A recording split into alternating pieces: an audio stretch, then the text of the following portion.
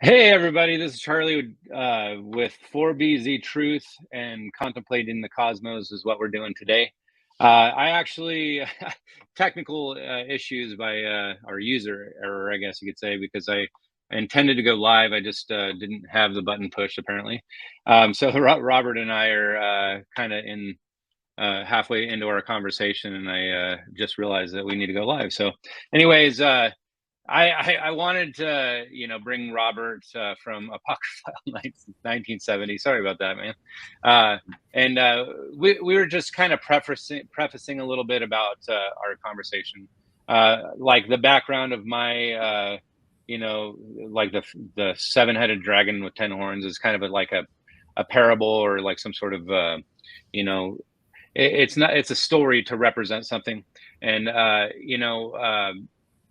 we were kind of prefacing by talking about this clip that I saw with Jordan Peterson, and he was basically talking about the objective, what he described as the objective belief or the narrative belief, or maybe even known as the subjective. But anyways, I wanted to actually give Robert an opportunity to expand on that. But anyways, this is strike three for him. That's what I was trying to say earlier, is that this is a third visit for him to my channel, and I greatly appreciate having you on today. So go ahead and let's try this again. Okay. Well, hey, thanks for having me. Okay, so yeah, that was kind of what I wanted to get into today, because what I kind of wanted to talk about what was objective about Christianity. In other words, what I believe is a strong universal, how should I say, presentation, if you will, of Christianity. Something that a Christian and an atheist or an unbeliever could understand. And so what I wanted to point out was that there are features that exist within the scriptures, which are literary in nature. And because they're literary, they can be sussed out in such a way that you can, like you would any other form of literature, and it becomes accessible, I think, to believer and unbeliever alike. This is what I kind of believe is the universality of the Christian message, because up to now, what we've been given is sort of a consensus reality, like the church exists in a top-down sort of outside-in form. In other words, you have a canon that's handed down to you by those in authority. You have teachings, traditions, and those kinds of things passed down to you by authority. And we as Christians have largely, once we buy into whatever particular religion we get involved in, be it Catholicism or Protestantism or whatever kind of ism, we've had to take a lot of people's words for a lot of things. And what I'm saying is there are a lot of things that are latent within the scriptures that, because they're literary in nature, they're not subject to belief or unbelief as much as it has been in the past. And that there's a whole kind of new way of looking at things, a whole new paradigm, I think, that's opening up to us. Christianity has changed a lot just in the last few years. I think that these books that I often speak about, these apocryphal books like the Book of Enoch or the Gospel of Thomas or other kinds of other books, are becoming more and more popular, more and more widely read, more and more widely available, both due to the fact that the internet, of course, makes everything accessible to everybody in all kinds of different languages and whatnot, and that people have been doing this for a long time. Here on YouTube, I was one of the first to get started on this, and I had, a modicum of success, I guess, out the gate, because I was one of the first people to do this. Like you were mentioning before the show about how you listened to the Book of Enoch, and I had provided that because years prior to me being on YouTube, I was listening to these things myself. I had recited them just for my own personal use, so I could listen to them around the house or mowing the lawn or whatever. And I listened to them, and I tried to understand what they meant. But anyway, just to make a short story long, one of the first things I noticed that was really objective that I felt like was a claim that could be made to people within the church and people outside of the church as well, just as an appeal to their reason, was of course Jude 14 and 15, which, whether you're a believer or not, if you can look at it literarily, like if you watch Star Wars or read Huckleberry Finn or something like that, and actually discuss the plot lines and discuss the themes and discuss, you can do this with the Bible, but the Bible has sort of the added bonus, if you will, of prophecy. For example, it's spoken of in the past, and if there's revelation, if there's realization that comes from it, it is in fulfillment of prophecy. So if you somehow stumble upon the answer to these mysteries, if you somehow stumble upon the answer to these riddles, it sort of has the added bonus of being something that was predicted. And so you're talking about a mind and a being that is beyond space and time, and it's sort of self-fulfilling in so doing. And so you could come at it from a literary angle and leave a believer because of the objective nature of the material. Example, when you read, not to interrupt, but when you read Jude 14 and 15, where my primary example, where it says, and Enoch also, the seventh from Adam, prophesied of these men, saying, behold, the Lord cometh with 10,000s of his saints to execute judgment upon all, and to convict all that are ungodly among them of all their ungodly deeds and all that. The idea is that from a literary angle, whether you're a believer or not, like even if you're coming at this from the point of view of an unbeliever, because I was an atheist before I became a Christian, so I always had to sort of satisfy myself, about the answers to these things from an unbeliever's point of view. And when he says that he's the seventh from Adam, for example, he's giving you his antiquity. So from a literary standpoint, as a literary feature, what Jude is asserting is the ancient nature of that document. So you don't even have to believe Jude, just identify that he's saying that. And then he says that that he prophesied, for example. It means that Jude evidently believes he is a prophet. You see, and so whether you're a believer or not, it doesn't change the fact that that's Jude's assertion, right? And that he says that that the prophecy pertains to these men that are creeping into the church. That means that it pertains to things beyond the flood, beyond the antediluvian times, right? And when the prophecy says that, behold, the Lord cometh with 10,000s of his saints to execute judgment, the quote that he's using speaks of events that are yet to happen. These are things that are in our future that we might potentially bring about. So he's giving it the antiquity when he says that he's the seventh from Adam, right? Just from a literary standpoint, like you don't have to believe it or not. Just from a literary standpoint, those are his assertions, that it's ancient, that it's prophetic, that it bears on the people of his time, and it also bears on the future, right? And so that should stop most Christians, and give them some cause to think about the import of such a statement. Because from the outside looking in, again, even if you're an unbeliever, you could ask the question, well, why don't Christians take him at his word, right? Sort of put the pressure on them, say, hey, listen, your prophet Jude over here says that it's ancient, prophetic, that it bears on his time and also bears on the end time. Why did you reject it? Why do you contradict that? Why doesn't it exist in your canon? Why isn't it spoken in churches? That kind of thing. And that lays a really credible, how should I say, a question at their feet. Like, really, why didn't you? It sort of catches them, if you will, in a conundrum, because to say that, well, to defend the church tradition, which is again consensus reality. This is something that's been given to us by consensus, right? Yeah. It flies in the face of the literary aspects of it, which are objective. Yeah, I have to say this. I follow the High Wire with Del Bigtree, but he actually had Neil deGrasse Tyson on his show, and he was talking about like how the reason Neil projects that everybody should get the, you know what I mean, for the sake of other people. But the reason he felt that way is because he actually believed the consensus of science. Mhm. So I don't know, it's just something to think about. And that, Well, yeah, a but lot of people uh fall into that trap, I guess. well, but that just belies the whole point because a consensus reality isn't grounded in anything other than itself. Like Yeah. if you want to say that the moon is made of green cheese or something, people can believe that, right? But Yeah. it is not grounded in any kind of fact. There's nothing empirical about it. Yeah. Bloodletting used to be like a consensus view.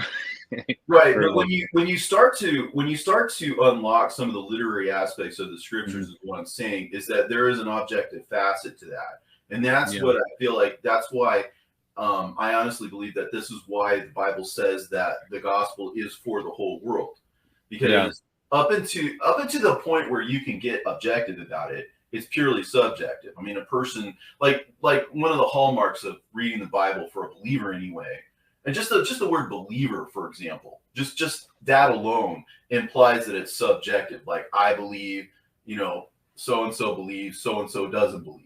Yeah. You That's see a what good I'm point. saying? Yep. It can vary from person to person and just what you believe and just how.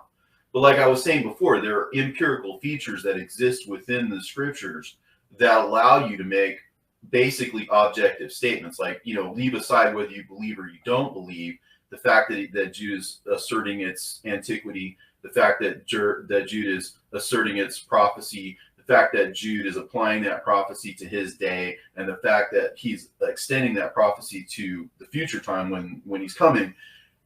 Objectively, that seems to be Jude's opinion because that is his assertion. So Hmm. you move away from the subjective, like I just believe this or I don't believe this, into the objective, where that is in fact his assertion. And Yeah. you can basically prove it in court. Now, I think we as a people are moving in the direction of consensus reality. I think we as a people, I mean, just the whole Oh world, yeah. not necessarily Christianity. The whole woke movement is consensus. Well, it is, and well, I mean, here's what it is. There's a there's a section in the Acts of Andrew, which is very interesting. He talks about the way that the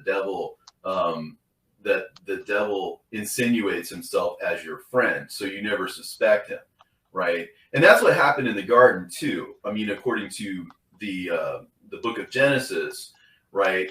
He sort of presented himself to Eve as her friend. Like he made it to where she saw that it was good to take of the fruit of the knowledge of good and evil. Yeah.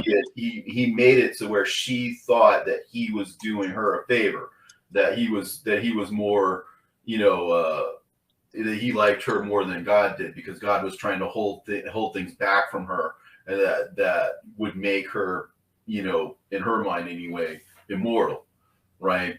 And so he presents himself as your friend. So in just the same way that a clean glove can hide a dirty hand, or so the saying goes, right? To present yourself as someone's savior, to present yourself as someone's advocate, is one of the surest ways of gaining their trust. Yeah. It's just that's the con man approach to gain your confidence in them. So the best thing that Lucifer could do, right, if there was such a thing as the devil, right, the best frame that he could take would be to be your Taking your friend, side. to be your Yeah. advocate, to gain your trust entirely. And to Yeah. do this, he may say things or do things that seem right, or possibly on some level even be, right in and of themselves, but he's not using them for righteous purposes, or he doesn't have a righteous motive in so doing. And so the whole idea is that wokeness or any of these other subjective sort of movements that you have, basically it poses as something positive in Can order I to can I ask you something about Satan real quick? Because you had Mhm. mentioned Satan. I was thinking, like, do you think Satan is objective or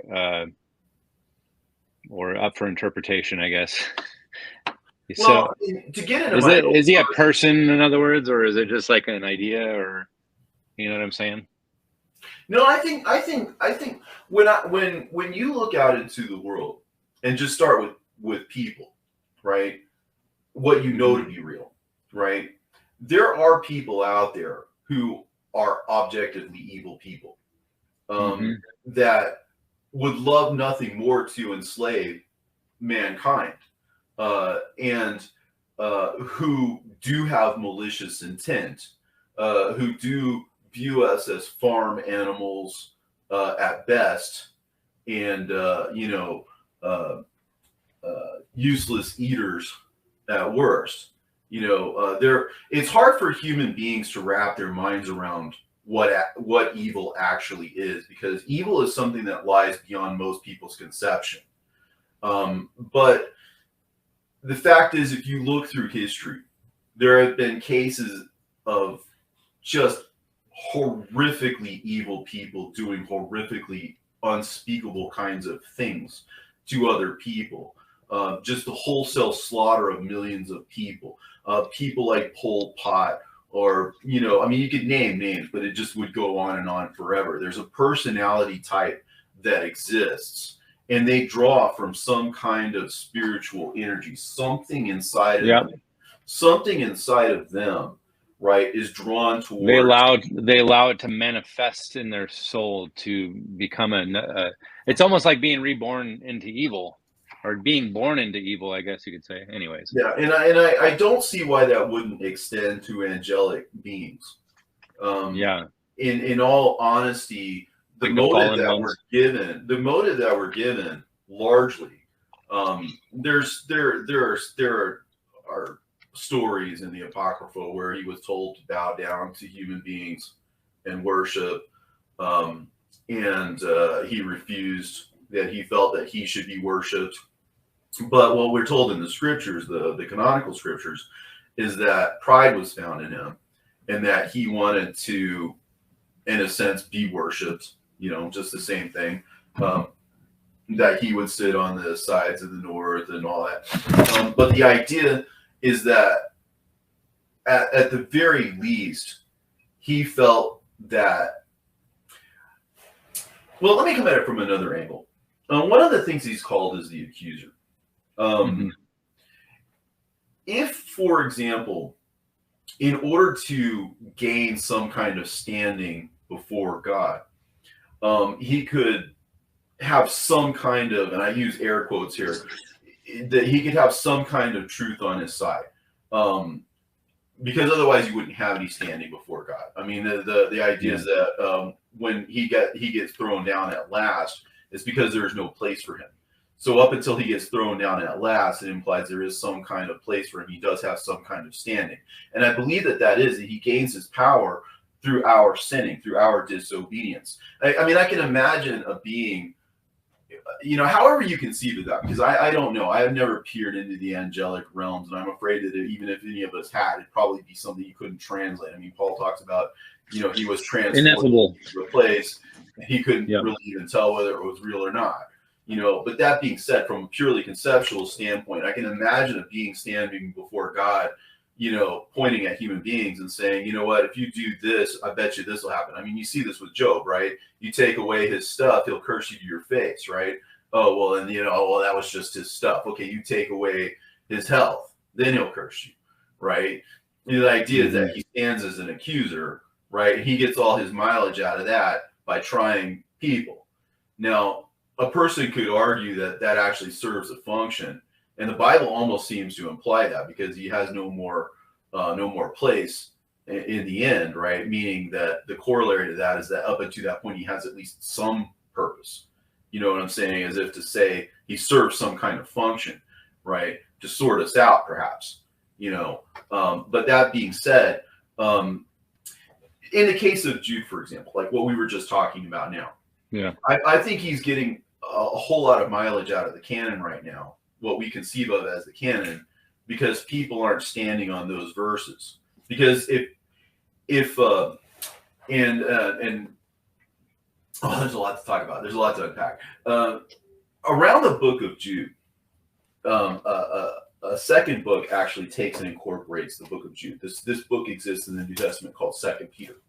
And 2 Peter contains almost all of Jude inside of it, which is very interesting, because outside of the synoptic gospels, you don't really see a gospel that, or a book that actually incorporates another book, or most of another book inside of it.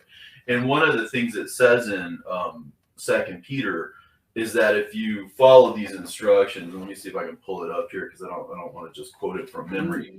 Yeah, to me, it's like corroboration. It's not redundant; it's corroborating, having multiple people describe the same events or whatever. I don't know if that's what you're trying to say, but well, okay, yeah. So in 2 Peter, he talks about his divine power is given to us all things that pertain to life and godliness through the knowledge of him that hath called us to glory and virtue. So it's a function of your knowledge. So it's a function of your awareness. And Jesus confirms this by saying that you shall know the truth, and the truth shall make you free. So clearly the freedom lies through knowledge. And so the devil reads that as he's got to keep us in ignorance. He's got to keep us in disobedience. And one of the biggest things is if we are disobedient, you see, he can stand before God and say, see, I'm right. I'm right about your people. You see how they are, right? I can play these people like a fiddle. You know what I'm saying? I can manipulate these people and bend them to my will and have my way with them. Ha ha ha, look at me. I'm I've got total power over your people. You know what I'm saying? They're not, I can imagine the sort of pride and arrogance with which he might be doing this. You know what I'm saying? Again, it's a little bit speculative, but it's just, it doesn't take a whole lot of imagination considering his personality, how he might gloat about these kinds of things, how he might rejoice in these kinds of things. That's it. That's my own subjective way of seeing him, because I just feel like he's just that way. Because I know people who are that way, and I understand that people draw from some kind of spiritual energy. They gloat over the destruction of other people, and they for him. But what it says is that it gives you kind of a formula. It says these great and precious promises are given to us that we might be partakers of the divine nature, right? So the way to partake of the spiritual nature is through, what does it say? To add virtue to your faith, and knowledge to your virtue, and temperance to your knowledge, and on and on and on. And it says at the end of this that in so doing, an entrance shall be ministered into the everlasting kingdom of our Lord and Savior Jesus Christ. And then he says that I will put you in remembrance of these things, right? So if you just sort of take it all into consideration and add it up, what has he done? He's taken the book of Jude, he's written basically around it. These two books fit together. Yeah. And he's told you that the way that there's an entrance that will be given to you by means of remembrance. So it's something that what's implied in that is it's going to be forgotten for some time, right? But if you're virtuous and you're obedient, and you add knowledge to your faith, in other words, it's great that you believe, but without proper understanding, your belief is limited, and it doesn't open the door to the kingdom in the same way that having actual knowledge will. In the same way that when Jesus says that you shall know the truth and the truth shall make you free, sort of implies that until you actually know the truth, you're never truly free, because you're in bondage. You see, and what are these snares and what are these bondages? You see, faith can be misused because, if you think about it, when people ask you what religion you are, for example, it's like as if to say, well, what flavor of faith do you have? What variety of faith do you have? Like as if there's so many different ones, right? Yeah. As if, and to some extent, you could say that beliefs are as many as there are people out there. Everybody has a sort of personal belief, that they hold dear or whatever, that's their belief. But what I'm suggesting is that if you start to see things from a literary standpoint, things become a little more objective. And that's what I think is the way forward. Because if you actually are able to find an answer, something that works, because riddles are kind of funny like this, people will ask you, to solve a riddle or something, and it's something you'll strain at and strain at and strain at. But if you figure it out or you're given the answer, all of a sudden it's like, of course, that's the answer. Yeah. You know what I'm saying? And it hits you There's like something gratifying a to ton of find it. bricks because you know when you stumbled upon it. You know, what starts with an E and ends with an E and only has one letter in it, right? Well, it's an envelope. You know what I'm saying? Duh, right? But you know, you don't really realize that until you figure it out, right? So if you the nature of this knowledge, the nature of this revelation should be such that number one, it's a remembrance, and number two, it's objective, because instead of it being a belief, it moves into knowledge. You see, and knowledge is a little bit different from belief, because you can have many beliefs, but if you stumble upon knowledge, then that's more objective. So this might be a good point for me to say what I was thinking about. Knowledge is puffed up. So you know how people always try to say, oh, well, you're just kind of getting puffed up with your knowledge or whatever. But when it's really the application of knowledge that makes a difference. I think that if you're just trying to, project something like, oh, look at me, I have all the knowledge. And I'm kind of thinking about, like, what's the point of this? Why are we doing this? Well, are we just projecting knowledge, or are we actually trying to show somebody a door or something? Well, okay. When I think of that, though, I think of sort of from an academic angle, like human knowledge, because, like, I give you an example, like what we were talking about earlier about what church you join or what church you're part of. Now, there's knowledge that's handed down through academia, and there's knowledge that's handed down through tradition that is basically rooted in the teachings of men, right? And number one, I think that that's more the knowledge that he's talking about. But even putting that aside, the idea is that knowledge puffeth up. But what's the rest of that saying? That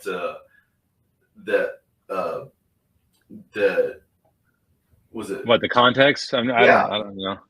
I don't know exactly what it says in the context, but it's love, right? It's love that I think so, yeah. But that being said, when I think about the way that, for example, going back to Jude and the Book of Enoch, for example, the reason why there's this conflict between what Jude is saying and what the academics and the traditionalists are saying is because their knowledge is looking at it from the standpoint of, and if you go read any books about the Book of Enoch, for example, they'll tell you, number one, it's a composite work, that at best it's like 300 BC, or parts of it are, that it's just sort of thrown together. It's a pseudepigrapha. Yeah, that it's pseudepigrapha. Yeah. And you see, that kind of knowledge, you see, allows you to cast doubt into the minds of the believer, so that if someone, let's say someone naively reads the Book of Jude, like I did, and just looks at it and says, well, Jude seems to believe this is authentic.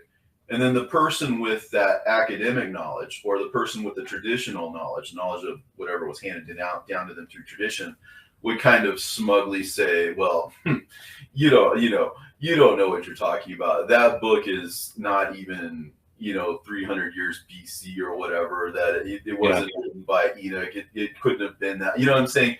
And so that's the kind of knowledge, I think, that puffs people up, because what they do is then that reinforces the institutions, and that reinforces the scholarly consensus, right? And that's mostly what scholarship is consensus. Like, I mean, it doesn't matter what you're talking about, whether it's religion or science or any other kind of thing. There's a consensus in education. There's a consensus in politics, or there's a consensus in whatever. And people have these consensus realities that they exist within and that they function in, and to some extent can thrive in. Because look, if everybody just sort of agrees, then it doesn't really matter what you agree on, because the agreeableness is there, right? But you could be dead wrong, and it still wouldn't matter, because, I mean, insofar as tradition goes, it doesn't really matter what you believe, whether you believe Jude or not, because if what you're going on is what people say versus what, is actually there, then you basically removed yourself from what is there and implanted yourself in what is agreed upon.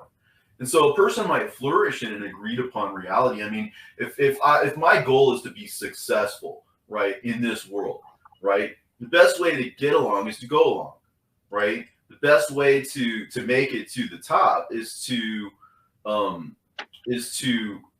basically just function in those circles, in the circles of the academics, or in the in the consensus, a reality that they create. But what real knowledge will do, what honest to goodness knowledge of the literary features that exist will do, is they'll take you out of that paradigm. Like just now, just agreeing with Jude can lift you up and out of that paradigm. Just that, right? And it does what Peter says it does, because it opens that entrance for you. It opens that door, because now you have a way out of that consensus. You see, you have a way out of that that agreed upon reality, And so, what is it then? It's something that when you start down that path, it's like it's a whole other reality that all of a sudden exists. Now, a person could say, well, I don't necessarily believe in a quote unquote literal flood, or a quote unquote antediluvian or whatever. A person could say a lot of those things, and I'm not here to argue whether that is or is not true on a literal level. What I'm saying is, on a literary basis, he's pulling you out of the traditionalist consensus view, and he's pulling you out of that. Yeah, it functions to do that. And so the question would be, why would such an antidote to consensus reality exist within the scriptures if you're supposed to just blindly accept what you're told? You see, why would it be this? It definitely, I mean, I think it's trying to teach you how to use your own brain. I mean, there are consensus things that are tried and true, and you could accept them because they've been vetted, I guess you could say. But when it comes to, I think that, there's a balancing act when it comes to that. I think a lot about, like, the objective versus the narrative. I think that when the narrative or subjective would be almost like, well, I was almost thinking more of like a spiritual perspective versus objective, because those intertwine. So, like, when it comes to like prophecy and things like that, I think there is something that's real, or even the Noah's Ark thing. I think there's something real to it, but literarily, I don't even know how to say it. You can actually see that there's something intertwined in the writing, that there's a takeaway that may not be the actual thing, which is the spiritual. Sorry, I maybe that's. Well, there's always a chance that something could be a parable, like those dragons behind you, for example. Yeah, right? It is a parable. You think that when you read the book of Revelation, for example, one of the first things it says is that he signified it to. Let me see if I can find that exact quote here. Sorry. It says, the revelation of Jesus Christ, which God gave unto him, to John, or to God gave unto Jesus, to show unto his servants things which must shortly come to pass. And he sent and signified it by his angel unto his servant John. But the idea is signified, right? You see the word sign in the word signified, right? So what he's showing, what he's telling you is that he's signified it, or he's put it into signs or symbols, right? So a person reads the book of Revelation, they're probably not thinking literal dragons. They're probably not thinking literal horrors. They're probably not thinking a lot of things literally. That hasn't stopped a lot of people from speculating, don't get me wrong. But one of the first things it says about it is that it's signified. It's in signs and symbols. And one of the first things you read about in the book of Enoch, for example, it says it twice in chapter 1 that it's a parable that is spoken of parabolically. And so it doesn't necessarily distinguish what is and what is not. In theory, it could all be symbols, right? But, it's hard to say. It's hard to know where to draw those lines. But the thing about it is, what it means is that it exists literarily. In other words, it exists, at the very least, it exists in signs and it exists in symbols. At the very least, whether you believe these things are literal or not, that may not be knowable just through the text alone. But when you see that the antidote, for example, exists in Jude about whether this book should or should not be read, whether this book is or is not ancient, whether this book is or is not prophecy, right? One of the first things that it says about itself in the book of Enoch is that it says that it is not for his generation, but for a remote one, which is to come. So what that means is, what it's saying about itself literarily is that it is not going to be read, it's not going to be accepted, it's not for the people of the interim period. It exists solely for the sake of those people who exist at the time of the removal of the wicked and the ungodly. And when Peter says that if you do all of these things, then an entrance will be open to you, what is that entrance, right? I believe that the mechanism that exists within Jude for you to escape from that consensus reality and into Jude's world, into his belief, right? Or at least acknowledge his belief against the traditionalist belief, right? Exists there. That there is a dividing line, that door is open for you, right? In other words, when in Revelation, when he says, I'll set before you an open door, for example, that no one can shut, right? Well, until somebody stands on that line there and says, listen, whatever the traditionalists have said, whatever the academics have said, right, runs counter to what Jude said, regardless. Yeah. Right? Whether they're right or wrong is really beside the point. It runs counter to what Jude's assertions are, right? Mm-hmm. So it doesn't matter which side of that line you stand on, that line exists, you see? And so that being the case, right, why is it that this gets so swept under the rug? Why shouldn't it be front and center in a conversation? Because it's fairly straightforward. You see, it's because people don't want to parse it out in terms of what it's actually saying. They want to brush it aside, sweep it under the rug, so to speak, right? And so use techniques of deception like that in order to water something down.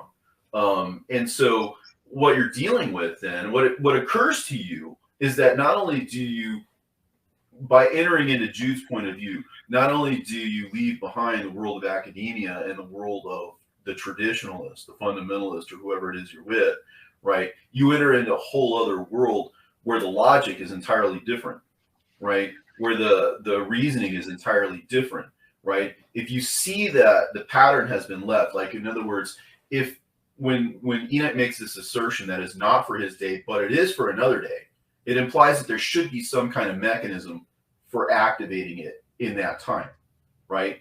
And if you can point to Jude and say, that is that mechanism, that is that entrance, and then you have another book that writes around Jude or corroborates with Jude, who knows, maybe it was collaboration. I mean, but the fact is that it exists there in such a way that you can conflate the two, or you can integrate the two. And when he says an entrance will be open to you if you do those things, it's like, aha, that's the entrance. So if you stand on Jude, it opens the door for you to bring back Enoch into the conversation. And by doing so, you essentially open up, forgive the term, Pandora's box, if you will. Like the door you can't shut. Some people might see that as a threat, like a slippery slope, like, oh, you accept Enoch, there's all these other books too, because what does it say at the end? It says at the end of 104 and 105 that scriptures will be given to the people to believe, and they will be able to expound them and to exposit them, right? And then it tells you to reveal it to the world with your wisdom, right? So it gives you basically a command. So there at the time of the removal of the wicked and the ungodly, this is tied to the revelation of other scriptures, the ability to read them and understand them and exposit them. So if you should happen to stumble across the logic that allows you to do that, the literary rules of the game, so to speak, and are able to reveal it, then it becomes a fulfilled prophecy. So now you're not just dealing with something from a literary angle alone. You're dealing with something that's literary and prophetic. And so now you have the power of the truth along with something that transcends time and space. I mean, on the order of thousands of years. This is called, and then you're able to do it thousands of years later, at a time where it's possible to say something and they can hear you in Timbuktu if they wanted to. That's how much of the world we have access to. You could be sitting at home in your office and you could be speaking to people in Antarctica. It just doesn't matter. I mean, the whole world is accessible to you now, right? So when the Bible says things like, you shall know the truth and the truth shall make you free. Okay. And then the book of Enoch says that, that you have this knowledge and that you'll be able to speak it to the world. Or the shepherd of hermits, for example, says, I will force them. I will compel them to believe, right? It means that there's a compelling knowledge that exists, that's spoken of throughout these prophets. And see, there's been the dam of ignorance, of consensus reality that has been holding us back thus far, which if you're objective, and you use it from a literary standpoint, you approach it from that literary standpoint. And again, you learn the rules of the game. Some of the easiest rules to understand is the same kinds of rules that exist in regular literature, like in the form of metaphors, in the form of similes, right? In the form of parallelism. For example, I'll give you a real quick example. Let's say, okay, you see the crossing of the Sea of Galilee, right? Jesus stays behind and prays, and he sends his disciples out ahead of him. All right. So let's stop and think about this as if it were a metaphor, as if it were a parable, right? Because again, it's open that things could be signs, things could be symbols, things could be shadows. That's what the Bible says about itself. So literarily, it could be that. And that's fairly objective because it's a statement that it makes about itself. So it follows its own internal logic, right? And so as a literary device, if you're following its own internal logic, right, whether you're a believer or not, you certainly can follow the internal logic of something if there are rules, if there are literary devices that are used consistently throughout scriptures and across canonical boundaries. If you're able to demonstrate those kinds of things, then you're able to eliminate the entire concept of canonical boundaries entirely and altogether. So when, for example, by use of metaphor, again, these are common literary devices. You could read anything. You could read Tom Sawyer and there's a metaphor in there. You could read Beowulf, metaphor in that. It doesn't matter because these are things that are basically timeless and universal. Literary devices exist throughout literature. And so a person, whether they believe or they don't believe, if they approach it from a literary angle, they can still come across these things. When Paul says, do not be blown about by every wind of doctrine. Wind of doctrine is a metaphor. This of that, right? This is like this is like that, right? So it's by metaphor. It's like saying you don't have a firm foundation or something, right? Right, but what I'm saying is if you know simple rules of like just literature, right? And this is what astonishes me too, because how simple and in your face some of this stuff is. Like what I was saying about Jude, it's very simple. It's very in your face. It's very in your face obvious. He very well might just as well be saying, hey, listen, look at me. Enoch is the source. I'm naming you the source. It's ancient because I'm saying he's the seventh from Adam. It is prophetic because I'm calling him a prophet. Right? It bears upon my age because it is to these men that he prophesied, right? And it bears upon the end of the age because it says, behold, the Lord cometh. He might as well be saying that because there's really literally no difference between him saying that and him not saying that because literarily those connections are to be made based on what he's saying literarily. So when Paul says, do not be blown around by every wind of doctrine, okay, so by metaphor, wind is associated with doctrine, right? When in James it says that these men are unstable like the waves of the sea, or correspondingly when Jude says that these men who are infiltrating the church are wild waves of the sea foaming out their own shame. See, these are metaphors, simple literary metaphors. They exist literarily, and you'll find them in music, you'll find them in television shows, you'll find it's almost like the slang of their time or something. Well, they're keys. They're Yeah, the insights. keys. Because Oh, if yeah. for example, when in the book of John it says in the beginning was the Word, and the Word was with God, and of course he means logos, right? But the logos was with God, the logos became, and eventually he says the logos became flesh and dwelt among us, right? So we understand that Jesus, the man, carries with him this additional meaning of him being the logos. So if you see, for example, that Jesus came into the world, you could infer that the logos came down into the world, right? If you say that Jesus taught, because again, he is the logos, then the logos also taught. It also spoke, right? And if you say that Jesus was railroaded and put through a false trial, you could say the same about the logos. And if you could say that he was then put underneath the earth, or killed and put underneath the earth, right?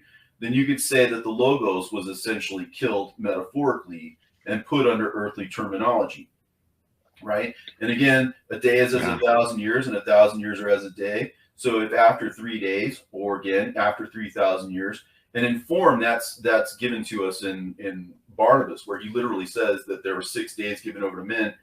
He literally says that means that 6,000 years were given to man, right? So you have a corroboration in that particular book. So the very least you could say about that was that was an early Christian belief, because it exists in early Christianity as a belief, right?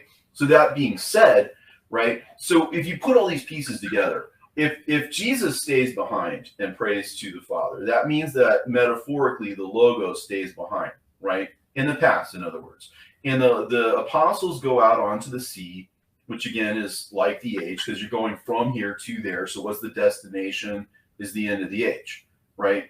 And if he then walks upon the water, that means that he is transcendent of this age, because the Logos has the ability to tread upon this water and to come at you from behind, right? In other words, it has the ability to catch up with you, right? And if the winds are doctrines or teachings, right? And it says that the winds were contrary, right? All you have to do is flip it around. Wind of doctrine, right? So the winds are contrary, the doctrines are contrary. Just flip it around, right? And if it says that the waves, right? These men are wild waves of the sea, foaming up their own shame, Or in James, likewise, it says by way of metaphor that they are unstable in all of their ways, like the waves of the sea, right? So who are these men? These are unstable people who have infiltrated the church. So he's not talking about literal waves necessarily. He's not talking about literal winds necessarily. That could easily be the case. It's not hard to believe that he in the flesh could transcend the flesh, right? But at the same time, it carries with it this meaning. So if he's able to stop the winds and he stopped the waves, what he's doing is he's stopping these unstable men, and he's stopping their doctrines, you see? And that's all achieved by simple similes and metaphors, right? Simple literary devices that an atheist could use, that a Muslim could use, that a Hindu could use, that they're objective in that sense, because there are rules to this. And because there are rules to this, you see, then they sort of formulaically, and the reason you can do this is because when Jesus says, well, how will you interpret this parable? How will you interpret any parable? Literally any of them. And what does he do? He uses word substitution. He says, look, the sower, for example, when he interprets that one, he says the sower is the Son of Man, right? The seed is the Word of God, right? Simple substitution. It's very algebraic, right? And he says the field is the world. Why would the field be the world? Because it's earth. It's earthly, right? It's worldly, in other words, right? And so if the seed is allowed to grow in the earth, it means that the Word of God is allowed to develop in an earthly substance. In other words, the heavenly meaning is couched in earthly terminology. You see what I'm saying?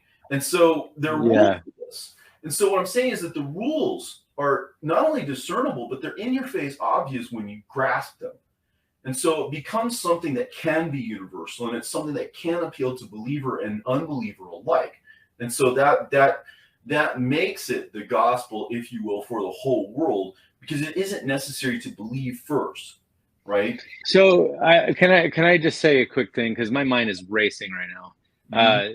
I almost think of like Christianity, not just Christianity, but just reality in general. There's two facets. There's the literal or the tangible, and then there's the spiritual or even parabolic. And you can actually, so we're taking away something from the scriptures that may not be right out in the open, right? You have to almost like figure out the riddle. And but is that really the goal of Christianity, so to speak, is to find that hidden key or that hidden gem that's buried in there? Well, what does he say? Why does he say that he speaks in parables? Not to interrupt, but why does he say he speaks in parables? Because otherwise they might turn and have their sins forgiven them. He doesn't want to have that to happen prematurely. You see, it's for the good and the evil alike. It's for all mankind. You see what I'm saying? If this were to have happened prematurely, then we would never have come into being. The gospel wouldn't be for us because we wouldn't have existed yet. He's got us in mind too. He's got a whole other group of sheep that he's calling, in other words, a whole other congregation that exists in the future that he's wanting to save this for. And so he's concealing it from them for us. And then we're revealing it, if you will, if that's what we're doing, to the world for the sake of the entire world. So here you see the world going down the tubes, basically. I mean, just looking at it, it's clearly it's unsustainable the way that it's going. I mean, when I was a younger man, let's say back in the previous century, let's say, you know, I felt like the world was previous millennium actually. You know, I'm a time traveler from another millennium. Okay, literally. But that being said, right? That being said, in my mind at the time, the world was on this whole other trajectory. We thought that we would be enlightened. You know, we thought that we'd live like the Jetsons or something. You know, I mean, we had these concepts in our mind that the world was about advancement and that the world was about more and more enlightenment. And what happened was the evil nature of men, as soon as more means of communication became available, instead of being for enlightenment, they became for controlling people. Well, they wanted to benight us. That word basically means to cast a spell, if you will, of darkness and confusion over people, so that they walk in darkness and they walk in confusion. Television, radio, internet, it's all used for things like propaganda and misinformation and disinformation, and also to push certain things and to suppress other things. Right? It's all abused, right?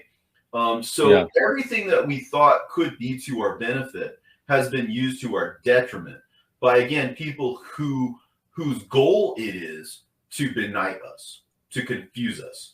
You see, and that reveals to me what that informs me that this is something that is fundamental in human behavior. This is something that exists within human nature. Not everyone's nature. But the people who want to be in those positions, the people who want the rewards and the whatnot of those positions, they view us as chattel. They view us as expendable. We're basically at the very best we're animals and servants and slaves to them, rather than human beings. But the thing about it is, God has preserved this mystery because He honestly cares about us, and He wants it to get so far that everybody sees it, that there's not a question in anybody's mind just how evil the evil people are, you know. And the whole thing is to kind of save us, if you will, just kind of in the nick of time. You know, it says that if, you know, He had not shortened those days, for example, no flesh would be saved, right? So you kind of get this sense that it's all the way up to a certain point, and that's it. That's where He cuts it off, right? But these mysteries exist as an antidote to the benightedness that was brought on by those people who were infiltrating in the early church. Remember the contrary doctrines, the winds were contrary. Yeah. Right. And waves, all that, yeah.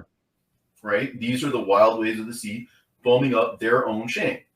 You see, and now that you recognize it, you realize that God was never on their side. You know, He allowed things to happen, but these people, the thing is, for us to decode any of this stuff in our place and time, means that in their place and time, they had encoded them.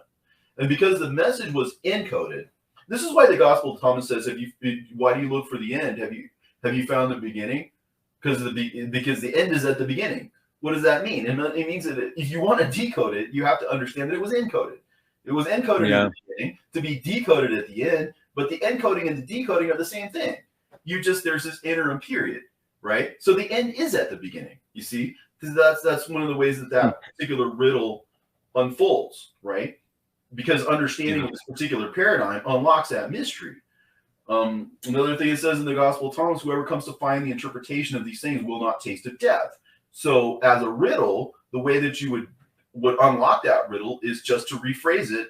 The tasting of death is a function of not understanding the mysteries. You see what I'm saying? And so what death is, and again, the Bible corroborates this too by saying that to be carnally minded is death, right? So in other words, it corroborates. But okay, so death is a function of being carnally minded. That's why he says, let the dead bury their own dead, because from a literal standpoint, it doesn't make any sense that a dead person, is out there as a corpse, already dead, burying someone else literally who's already a corpse and already, you know what I'm saying? Because dead people don't do that. You know what I'm saying? So he's obviously speaking metaphorically, that's the same as the blind leading the blind. The dead burying the dead are the same as the blind leading the blind, because dead is not understanding. So they don't understand and they're blind. They don't understand and they're dead. See, it's the same thing. So you find that a lot of these things are just sort of repetitions and different angles on the same basic thing. Yeah. I'm just thinking of what is the takeaway from a lot of this? I mean, how is it applicable to us? I mean, I titled this the Great Revealing, and that's what it is. It's a revelation. That's so. How deep or how exclusive or how I feel like revelation is just there. I mean, revelation really is just us, the key, unlocking something. I think the keys are always there. The Bible is loaded with keys, but go ahead. What I'm saying is you can throw the baby out with the bathwater. The entire edifice of the religious establishment, even though they've preserved the scriptures well enough, right? Even though they served as a medium by which some of the scriptures were preserved to us, not all of them, because they did suppress and destroy others. You know what I'm saying? They weren't faithful enough to just set those things aside and say, hey, listen, we don't believe those, but here they are, they still exist, right? They actually went and destroyed a lot of these things, or just let them, die off, and then they're no longer extant. They were not faithful stewards of the truth. They were not faithful stewards. And this is why when John the Baptist came, he said, listen, there is an axe laid at the root of the trees. Remember, trees have to do with teaching, the tree of the knowledge of good and evil, right? Trees, knowledge, see, the axe is already laid at the root of your teaching, right? Meaning that when John the Baptist spoke in riddles and in parables, and we kind of know that he did because he utilized them. That could be another topic for another subject or whatever. But that being said, when, for example, when Yeshua was in front of Herod, when Jesus was in front of Herod, Herod kept thinking, is this John the Baptist come back to life? Right? Because apparently there was something about Jesus that was reminiscent of John the Baptist in his mind, right? Is what it's kind of telling you obliquely there. And the idea is that he was able to articulate certain kinds of things, and he knew enough to understand that their entire teaching was vulnerable, that the axe was already laid at the roots of the trees, means that he knows that their foundations were entirely wrong. And so when you read in the Gospel of Thomas, for example, that a grapevine has been planted outside of the Father and it will be pulled up by its roots, that's correspondingly that refers to Christianity.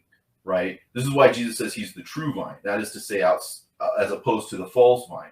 This is why in the book of Revelation, it is the vine of the earth that is trampled.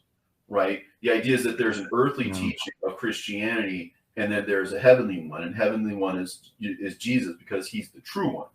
You see what I'm saying? As opposed to the false one, right? So that grapevine, that false Christianity, is to be pulled out by the roots. That the axe that is laid at the roots of the trees, at the roots of the teaching, in other words, of Judaism, right? It means that there's something fundamentally wrong about it.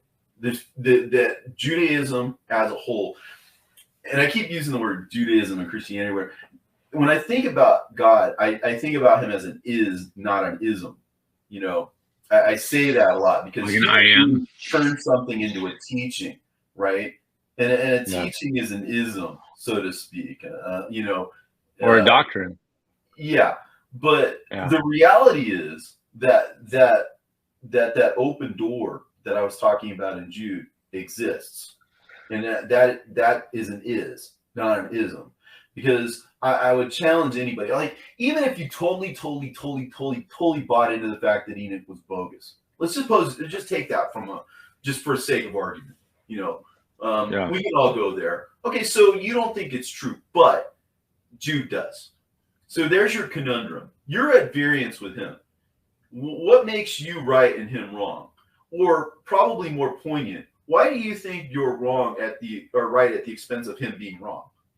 You see what I'm saying? What makes you think that you're going to be on the right side of God if for you to be right, you have to prove one of his prophets wrong? You see what I'm saying? Why are you even in this business if you don't believe? I think they're just defending the canon sometimes, or like you were saying it earlier, a slippery slope. You know, the second you let something creep in, almost opens the door to other potential, you know, deceptions, I guess. And but that leaves everything to be cut off at the roots. I mean, to what? Don't dump the baby out with the bathwater. I mean, obviously, the canon was something that even to the day, I mean, Catholicism has a different canon than the Protestants, so, or even the Ethiopians. So, like, what? I mean, we're adhering to doctrine or a doctrinal, you know, group of people or a consensus when we accept a canon. And so I'm on board with what you're saying with a lot of this stuff.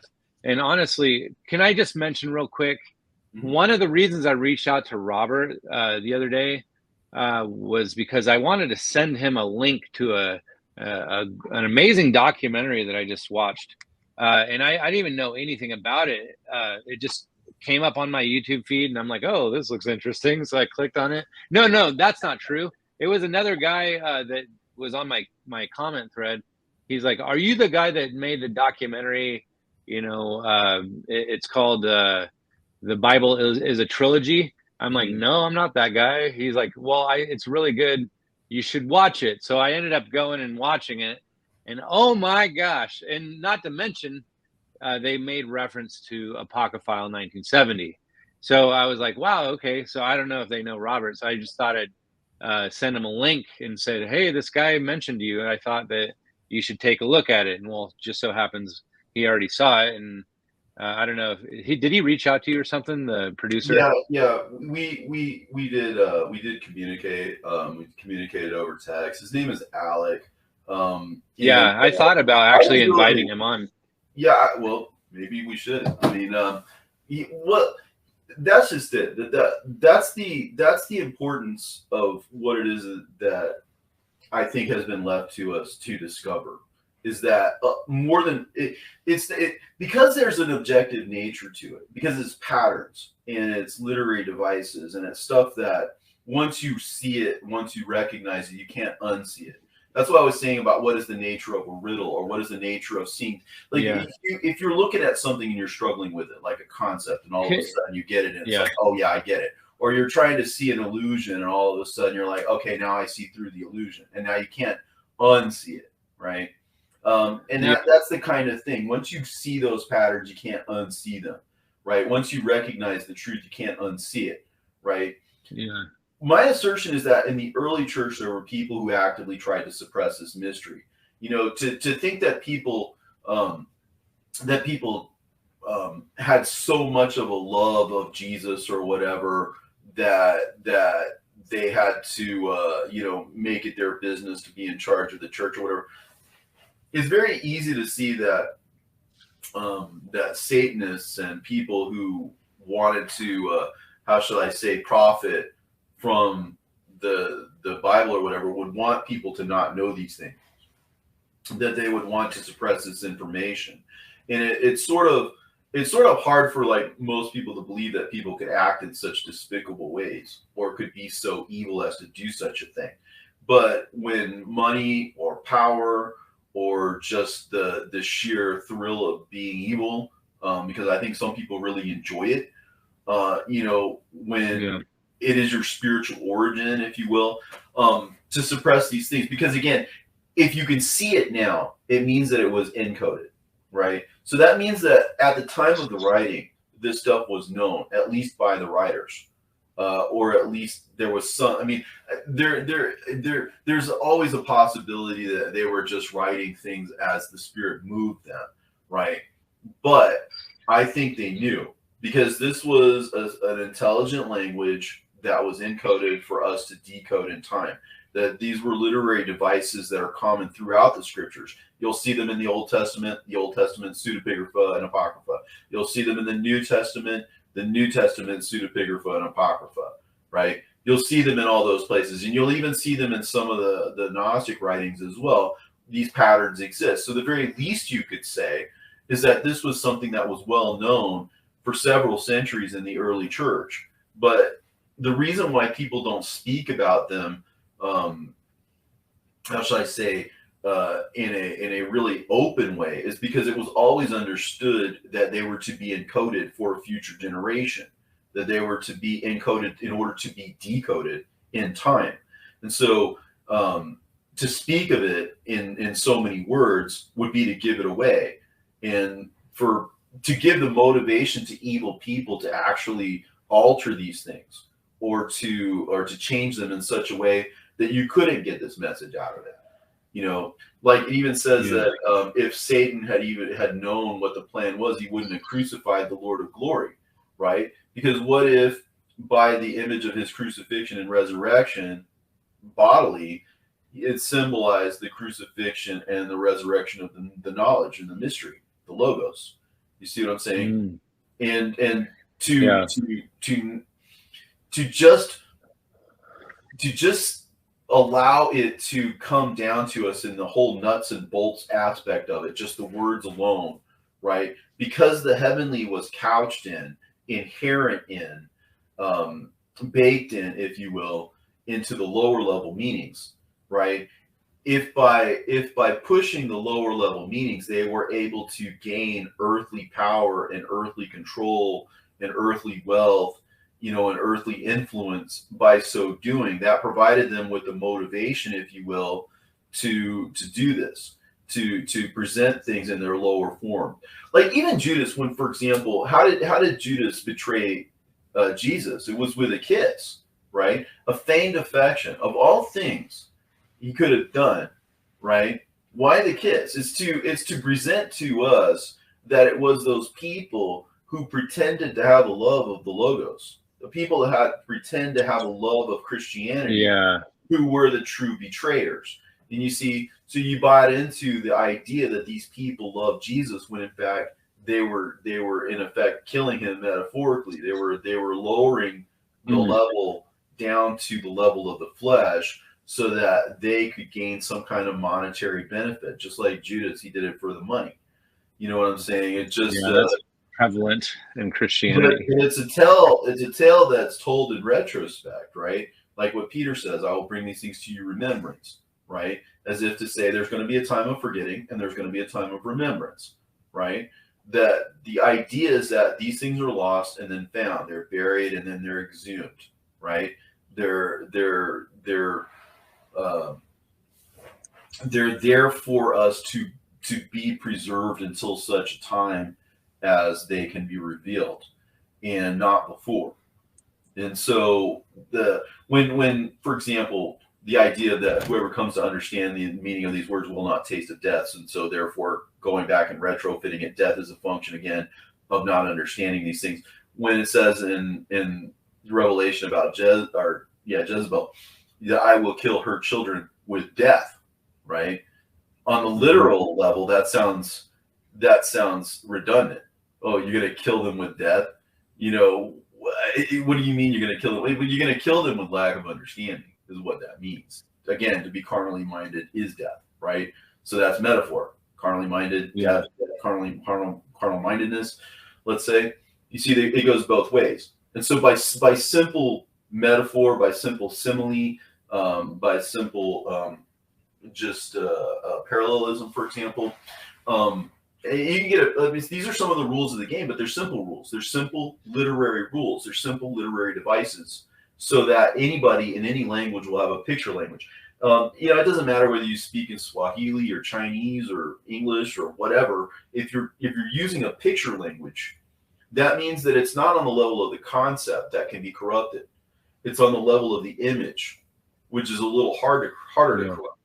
You see what I'm saying? It's meant to be preserved, because if it was philosophical and nuanced, right, you could come up with 100 different ways of presenting it.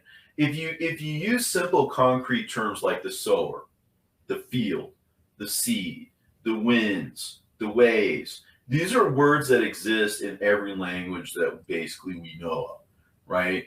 These are kinds of things that transcend, that bypass man's ability to sort of twist it, let's say, to be nice. Because if you put things in picture images, right, and use simple literary devices that are common to poetry, that are common to literature of all sorts, right, it adds sort of the added kick of being so obvious that you should have seen it. It adds sort of the extra, you know, like, my God, how could this have gone on for 2,000 years? This would have had to have been a supernatural act for people to have not seen this, right? When it's that obvious. So that makes killing her children with death more obvious. And why did he do that? Because they didn't have the love of truth, right? Because they didn't have a love of truth, I will send them a strong delusion, right? So is he being malicious by sending a strong delusion? Not really, because if you have the higher couched in the lower and you stubbornly refuse to see the higher because of your being taught or drawn to the lower, right? That means that you're kind of, it's still there. It's not like he's deceiving you. It's that you're just not seeing it. And the fact that it's super duper obvious when you do see it just underscores the fact that the only way you could not have seen it is if you were under some kind of supernatural spell. Remember when Jesus was on his way to Emmaus, right? What does it say? Their eyes were being held, right? So as not to see, right? See, that's just a metaphor for the way in which that they didn't recognize that it was him even. Somehow, some way, he looked different to them, or somehow they just could not make that connection. Something about him, right, just wasn't clicking with them until that point that he explained it to them. And when they caught on, then what happened to him in the flesh? The flesh disappeared. And what remained was the knowledge. You see, what remained was the enlightenment. Yeah, that's good. I can't help but think that the carnal mind is the flesh, and if you're stuck in a fleshly way of looking at something, you'll never identify to the keys that are wrapped into the spiritual mind. Well, you're not looking for it. One of the things that also says in the Gospel of Thomas, he says, I have things to say to you. Let me see if I can find it here. It says in Thomas 92, it says, Jesus said, seek and you will find. In the past, however, I did not tell you the things about which you asked me then. Now I am willing to tell them, but you're not seeking them, right? Why? Why would you not seek something? Because you already think you have the answer, see? Like you think you know, and therefore you're blocked from looking further. You're blocked from looking deeper. You see, because that whole aspect of your thought process has been satisfied. And so it, in effect, you're thinking you have the answer is blocking you from actually seeing the answer or even being curious about the answer. You don't need to look at it any further. You see, and that was the thing. Having the idea that Jesus could heal somebody physically is already an exalted thought. If he could heal a literal blind man's eyes, that's enough. Wow, that's incredible, right? But what if we're the blind man? And what if it's not our physical eyes, but our spiritual eyes? What if it applies to all of us, right? Yep. If you see it then your spiritual eyes are open, right? Whoever has eyes to see, let him see, right? Or when he heals the deaf man's ears. Already in the flesh, it's so spectacularly miraculous that a person could do that in the flesh that you don't think about it further, right? But what if he's healing? What if we're the man and he's healing our ears? And now you know how the disciples were like, Jesus, like, you're so foolish, you can't even see what I'm trying to get at or whatever. And so the point that he was trying to make is that the disciples hadn't arrived to the point that Jesus was trying to point out to them. And I almost feel like everything that you actually look at, like when Peter chopped the ear off of the soldier or whatever, maybe there's more to that story. The ear being chopped off was maybe a metaphor of him cutting off for the ability for the guy to hear what Peter. That's exactly right. And then who put it back on? Jesus. There you go. So, I mean, it almost, I got tingles just that's thinking about it. Yeah, see, that's what I'm saying. You get it. You see it. See, you have eyes to see and ears to hear. See how that works? See, that's why Alec could make that documentary, because he sees it too, right? What does it say in the book of Enoch? Reveal it to them with your wisdom, for you are a reward upon this earth, right? So he can do it. I can do it. You can do it. Somebody watching this, they also can do it. You see how that works? So is this the real gospel? I mean, I almost wonder if, like, so granted, a lot of people. Well, it's there. So I'm afraid that the gospel is being projected carnally, so to speak. And I'm not saying there isn't something to the natural or the physical aspects of the gospel, but I just feel like, what if half of it's missing because the keys were never revealed? Well, I don't mean to interrupt your train of thought, but see, some of that is accounted for by the fact that a lot of it is just saying the same thing over and over and over and over and over and over and over again. So that even if something did end up missing somewhere, you still don't miss the point. It isn't as if I don't think that there's anything that's missing that's so crucial to our understanding that it stands in the way of our understanding, because we do understand it. Yeah. So I just am thinking about, like, so Alec in his documentary was talking a little bit about how, it's almost like you can find the keys in just about anything. And it's not just the Bible necessarily. And it's not even intentional sometimes. You're saying that a lot of these, like the Jews, kind of had their process of trying to, put things in hidden. They put some mystery hidden into the wording or whatever.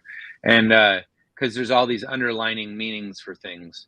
But what about the Holy Spirit manifesting through somebody's unintentional, putting something out there, or even nature in general? I mean, the seed being planted in the ground creates a tree, and there's just something like a key written into that, and it just says simulation to me. You know what I'm saying?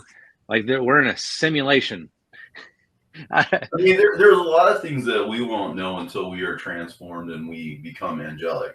There is going to be that, and that is going to happen. You see with Saint Stephen, for example, right?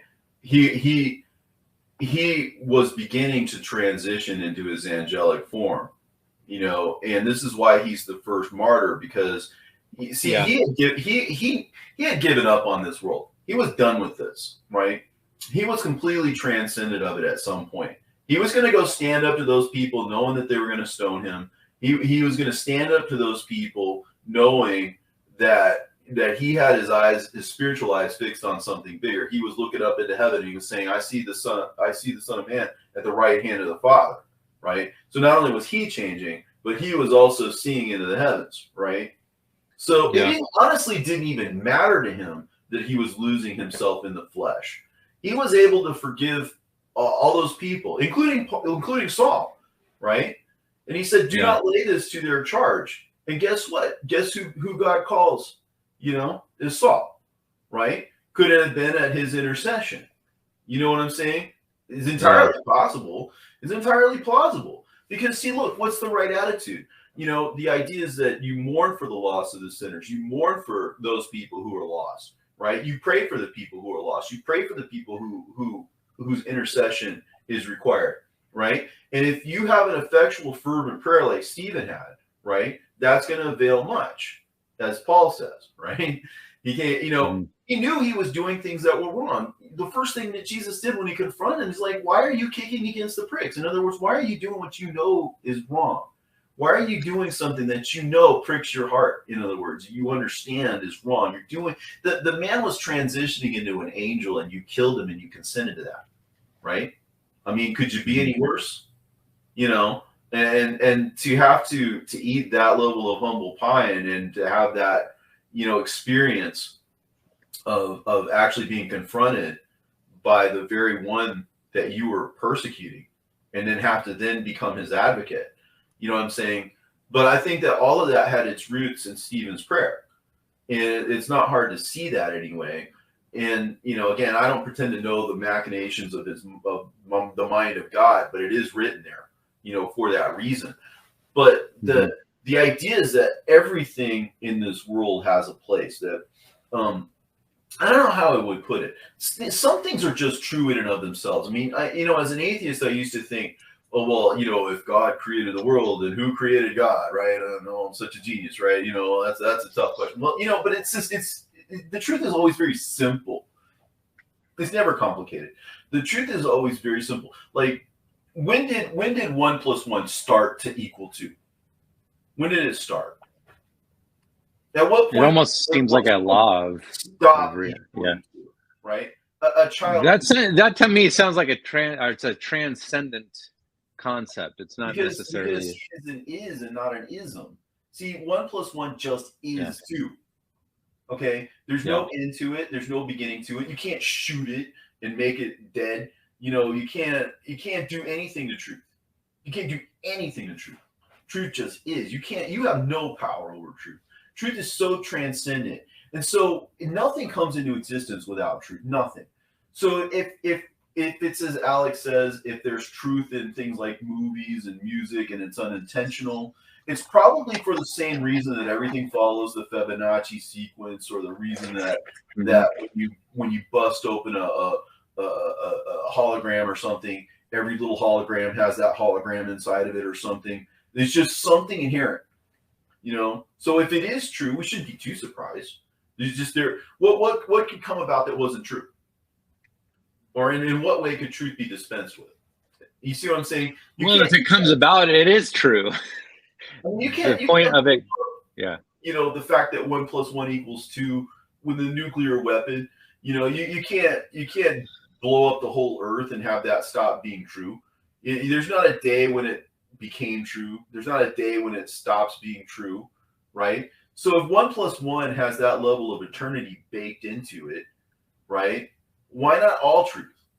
All truth has that level of eternity baked into it. Just is true.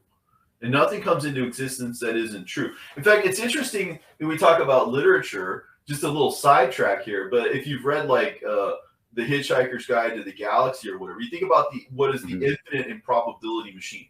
The thing is, if there was such a thing as nothing comes into existence unless it's true, then only that instance of total and complete truth, where all of truth comes together in agreement, would exist.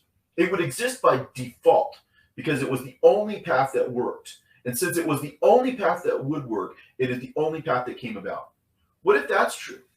You see what I'm saying? That even though it is infinitely improbable, that is the only answer that could exist. Therefore, it exists. I mean, it would stand to reason. You see that all the space, all the time, whatever had to come into existence, that everything had to be miraculous because that was the only truth that worked. Yeah. I don't know. This is one of those things where That's a hypothetical. I'm just saying, what if?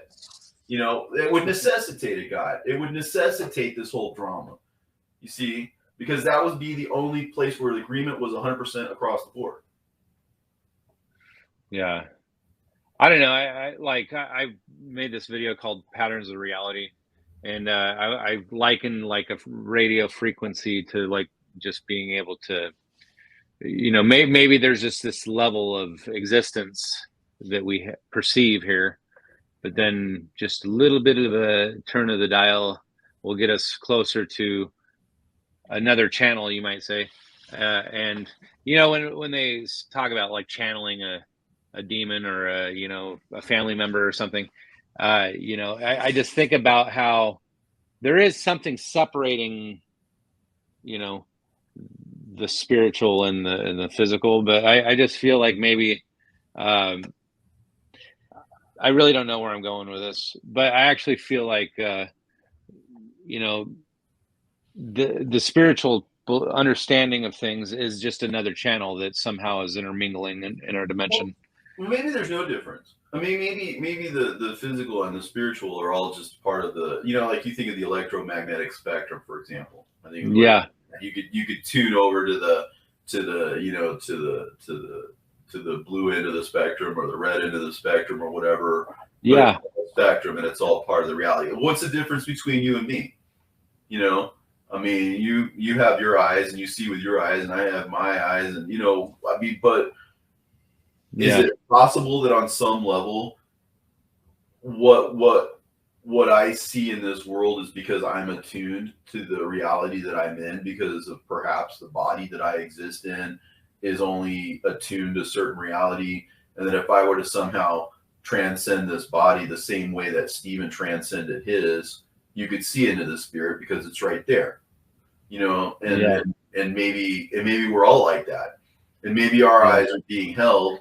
Maybe the scales that Paul had in his eyes is kind of the equivalent to us not being able to see the spiritual world. Yeah. Anyways, that's right. I think that's right. I think that everything has a symbolic meaning. That isn't to say it doesn't have its physical meaning. I'm just saying that if you're trying to get away from the more questionable aspects of it, there is a higher level meaning that exists there for you to look at, and you could say, well, at least I know this much is true because it's true in and of itself. The same reason, like what I was saying, that what Jude is saying, for example, is sort of objective because it is saying that in and of itself, and that door being left to us has not been open for 2,000 years, and yet there it is. And there it's always been, right? So it means that, it necessitates the fact that illusion has existed, but that spell can be broken, that delusion can be cast out. And the minute you start finding answers that have been there all along, right, but that no one has seen or that no one has noticed or that no one has questioned, right, all of a sudden you realize that illusion was created only to be destroyed, that lie was only created to be trumped by the truth. See, and so once you recognize that, then you see the hand of God and the mind of God. You see his intention. His intention was to wake us up and to pull us out of this dream that we've been in of consensus reality into a spiritual world that we can intuit is true. I know for a fact, based on the history that I've learned, that nobody's really pushed this angle for 2,000 years. Because where is it? Where is it? It wasn't with the scholars. They were puffed up. It wasn't with the theologians. They were busy agreeing with each other or disagreeing with each other, but they weren't tuned into this other thing, And so it's been preserved to us, which again, That's what the Book of Enoch says about itself. That scriptures will be given to the people for them to rejoice and to believe in, and that you are to reveal it to them with your wisdom, and that there are keys to be found out again by simple means, like parallelism, for example. Behold, he cometh with 10,000s of his saints, right? Or behold, he cometh with clouds, right? So again, that's by way of parallelism. Behold, he cometh That's with the same, yeah. saints and clouds, right? Or you could do it by metaphor, right? We are surrounded by such a cloud of witnesses. See? Yeah. So saints are witnesses. So you same. get it by simple literary devices. Parallelism, simile, metaphor, sometimes process of elimination, right? And all you have to do is apply simple logic. And so why would that be? It's so that the gospel can be for believer and unbeliever alike. It can be objectively true. And it can be discernible through simple, consistent rules that you can demonstrate, so that we don't have to go through the whole tribulation. Like even in the Shepherd of Hermas, it talks about the tribulation. I don't know if you read the Shepherd of Hermas, but there's this. I have not actually. Huh? Oh, I have not. There's this part where it talks about this great beast whose head was like an earthen vessel, whose name was Sagri or Hagarin or something. It says different things. But in any case, it says about that tribulation that if you pass it by in faith, right? Because the thing laid itself down and Hermas passed by it peacefully. And he says, if you do this in faith, right, this shall be as nothing to you. So he's giving us the option of not even having to go through the tribulation. You see what I'm saying? It's very interesting how this can all be bypassed if we so desire. I've been thinking about this in my recent past here. Like tribulation is really just in your own perception in some ways, because a lot of people like third world countries will say starving people, wars or whatever. If you perceive your environment to be a blessing, it could actually be a blessing. But if you're say you're raised wealthy and like royalty or something, and then you perceive reality as being, like horrible, and you want to commit suicide, it's almost like it's subjective in that sense. Tribulation, it can be subjective. I don't know. Does that make? I don't know. Well, I mean, suffering is,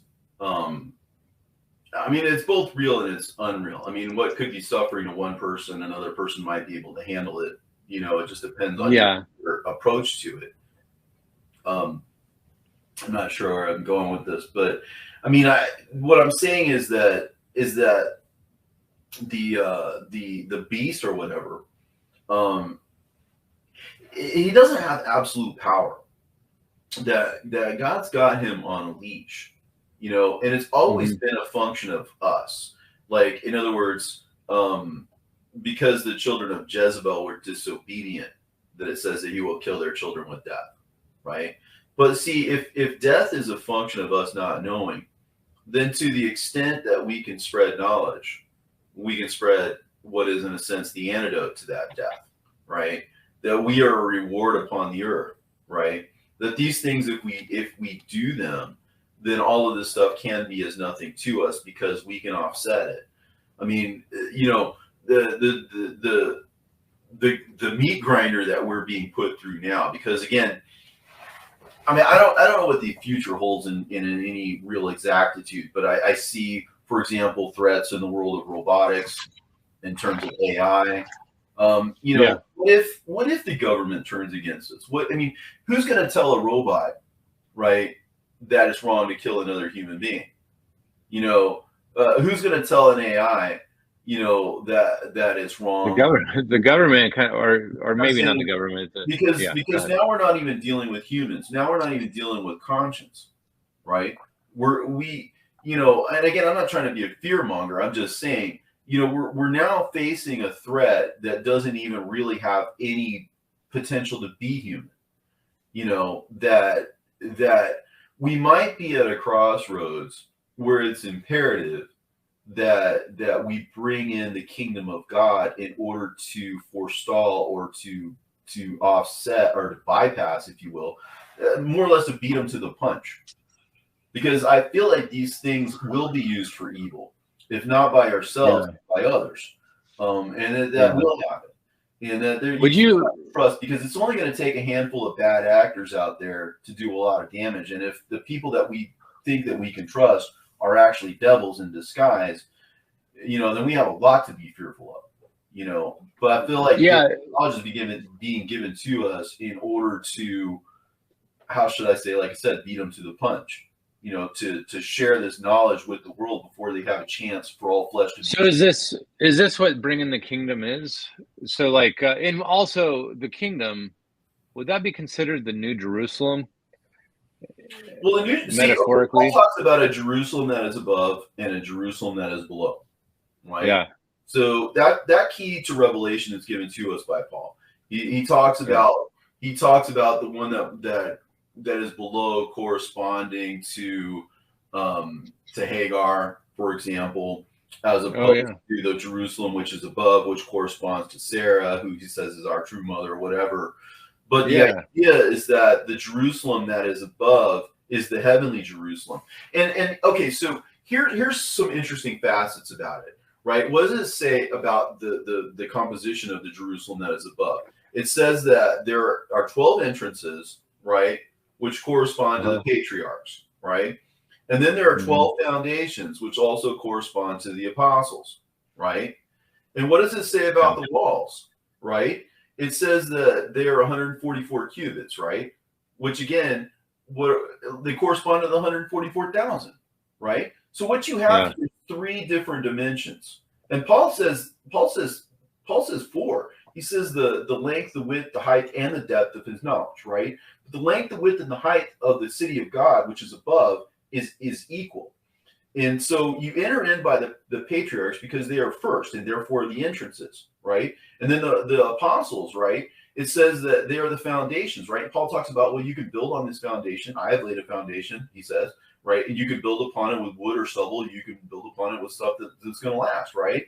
And then the walls, which is the third aspect. So you have the Old Testament and the patriarchs as being the entrances or the first things, right? The New Testament or the apostles, in other words, as being the second aspect of this city, right? As being something to be built upon, which again, the mysteries or whatever that were sown, if you will, or that were laid down for us to build upon or whatever.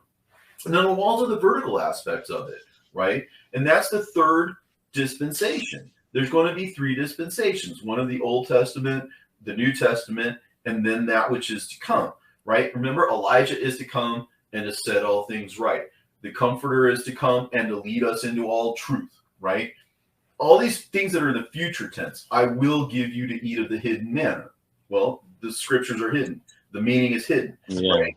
I will give you the morning star. Peter talks about this. That's spoken in Revelation. Peter talks about that also in 2 Peter. He says, when the day dawns, the day is 1,000 years, and the dawn is the morning star arising in our hearts. And Jesus says in the book of Revelation, I will give you the morning star if you overcome, right? So it's all a function of overcoming this age of consensus and understanding that the Bible has a whole other spiritual aspect to it that we haven't seen before, but is there. It is discernible and is explainable. And like it says in the book of Enoch, reveal it to them with your wisdom. You're able to do that, right? And so this represents a fundamental change, that we are the city, right? Doesn't it say that? We are, right? Yep. So we're the New Jerusalem, and who is outside of the city? Those who love and make a lie. So the corollary to that is to love the truth and to manifest the truth. That's the way in. Yeah. And those people, we talk about this age, and again, you got to pray for these people, because look, if it should happen to be that they're super duper evil and they're going to stay that way, it says, look, to the wicked, let the wicked remain wicked still. Let the filthy remain filthy still, right? Let the righteous remain righteous still. Let the holy remain holy still, right? Doesn't mean you can't pray for him. Stephen prayed for Saul, and look what happened, But Saul had some perspective because, he watched a person that he knew was transforming into an angel die, and he was cool with that. You know what I'm saying? So that's a heavy burden to have to live with. I can't imagine the kind of pressure he must have felt at that point, having done that. But knowing that Stephen had forgiven him maybe eases the pain or whatever. But that being said, you still got to pray for people. But at the same time, you can't let them stop you. There are people who love the lie, and there are people who make that lie. It's astonishing to me, not to get over into the world of the secular, but just as an aside, because everybody sees the secular. Everybody sees the way that propaganda is loved, and I mean loved, by some very evil people. And there are people out there who see their advantage in it. And so they are willing to turn a blind eye to it, so to speak, right? And to keep it hush hush, so to speak, right? That's what all that symbolism is, right? The blind eye, whatever. That's that symbolism, right? Because they love that lie, and they make that lie, and they are thoroughly evil, and I can't stress that enough. And then there's the kind of person who's wise to that.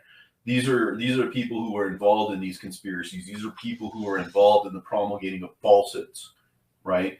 These are the people that keep us out of the kingdom. They keep us out of just truth in general. And these people are in the ascendant right now, but they are to be countered, and they are to be in the same way that they cast darkness by means of misinformation, by means of propaganda, by means of false teaching, by means of subversion teachings, by means of demoralization.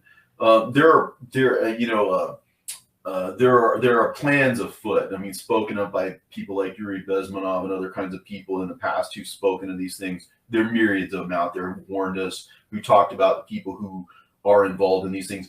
It's a shocking number of people who are involved in this, but they belong to groups of people who are organized and who are in positions of power and in positions of influence, who are pushing forward something that they know is designed to be subversive and destructive, right? And something about whenever the world gets really evil, that's when the salvation comes, and I think that's what we're seeing. I'm seeing that the lines are being drawn, that the sides are being, established, and that this truth lies there and wait for us to seize upon it and to promulgate it and to show it to people. So people like Alec, for example, can make a movie, and people should watch that. Because by the way, I'm going to put a link in here right now for that video. Because the elect is never spoken of in the singular. It's always in the plural. And it's always, it's when all those people rejected the invitation to the king's supper, the marriage supper of his son, right? All of those people rejected it, right? And you could almost say it was out of spite, all right? I would prefer to think of it as out of love, but the king said, listen, go out to the ends of the streets and get them all to come in here, right? Those people, those businessmen, those merchants, those people who were invited, right? They will never taste of my feast, right? But he's got a spiritual feast for us to taste. And he didn't say go get the good ones. He didn't say go get the righteous ones. He said go get everybody. Go get them all. Go get them all. And maybe that is a little bit out of spite. Maybe he does want to show them up. But there is a time for his retribution. And I think that's at hand. And if he wants to exercise his retribution, if he wants to exercise his judgment on these people, I'm not going to stand in his way. I'll let him do it. Yeah. I mean, he's going to do what he's going to do. But I'm not going to. Well, that kind of plays into the New Jerusalem being the people. I actually feel like judgment would be his people too, in some ways. Do you know what I'm saying? there's a certain kind of, well, I mean, there's those within and those without. You know, outside of the dogs and the unclean, in other words, right? They cannot enter because what are the entrances? They can't enter in through the doors, right? They can't build upon those foundations, right? They can't be part of the structure because the structure is pure. You'll notice it's a transparent gold. It's a transparent glass. Everything is clear, right? There's a clarity in this place. There is a unity in this place. Everything and everybody has a place in this city, just in the same that all of us have something to say and all of us have something to contribute. The elect is everyone who's been called. You know, that's what the elect means, is they're the chosen ones, the called ones, right? And so if he's put it on your heart and giving you a revelation based on the knowledge that we can all agree upon, right? That we can all see, because again, it's sort of like I keep saying, it's objective compared to the top down, you know, outside in version of Christianity and Judaism that we've been given by the authorities and by the traditionalists and by the scholars and all of these people who, because again, it is the foolishness of God is wiser than the wisdom of men, and the weakness of God is stronger than their strength. If these books are considered foolish, right, it's because people judge them to be, written in the wrong place by someone besides the author. They ascribe all of these weaknesses to these books, and if they seem fanciful and mythological or whatever, then the scholars have deemed them to be foolish. Right? But if you understand it on the literary level, on the literary basis, again, nobody believes those dragons behind you are actual, you know, beasts that wander the earth literally. They exist literarily to be symbolic. So it doesn't matter how dumb you think a book is. It doesn't matter how out of place or out of time you think a book might be, like the scholars might say. They might say that this wasn't written by the author, it wasn't written in the time, blah, blah, blah, blah, blah. So what they're deeming to be foolish and what they're deeming to be weak and of no effect could actually turn out to be strong. Because again, the foolishness of God is wiser than men, and the weakness of God is stronger than men. And this is an example of that. You know, Enoch could go from a very weak and foolish position to one which is very strong and very, authoritative if you just open that door. You know, and if you just open up that Pandora's box, so to speak. But it can be done. Yeah. Because there's a consistency. Like I said, the rules, metaphor, analogies, you know, similes, you name it, just simple literary devices that we accept for everything else. It's so weird because you're, I mean, at face value, it could be one thing, but you'd made a point earlier that actually gave me tingles. I'm like, oh my gosh. It's like that key, once it turns, it's like, and it just changes things. Yeah, that's what it's supposed to do. It's supposed to pull you out of it. It's supposed to pull you out of the illusion. Yeah, I think it's, I mean, all this stuff is very interesting to me. I feel like there's a lot of things that I'm starting to realize, not just about, you know, I like when it comes to scripture in general, like I'm starting to think more along the lines of, you know, because a lot of people will say, oh, God doesn't, you know, work through people now the way he did back then or something. But I actually disagree with that. I actually feel like, you know, God, it's like you're taking away from God's ability to say that he can't operate through our society now. But a lot of people say, oh, well, we don't have the same signs and miracles like that they did back then. But maybe that's missing the point. Maybe that's, you know, we have our go ahead. You're going to say something to that. What did Jesus say when Peter cut off Malchus's ear? He said, don't you know that I could call upon a myriad of angels right now if I wanted to? You know, just let it happen. Just let it be. You know, at any point, right? At any point, you know, at any point he could do something miraculous or out of the ordinary, but he chose to take that path of death and condemnation because he was living as an actual parable of the Logos and what would happen to it. And so he had to be obedient to the form of the Word as it was designed to play out. He had to allow himself to find strength through weakness. You see, because the weakness was apparent.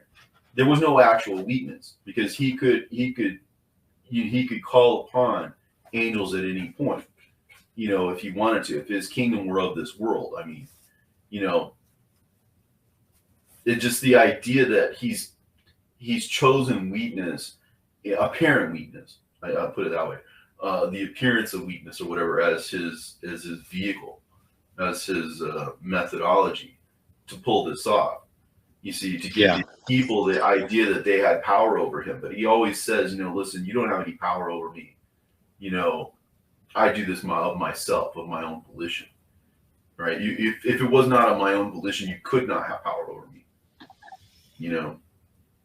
So the fact that people say that he doesn't talk to people, that he doesn't act through people.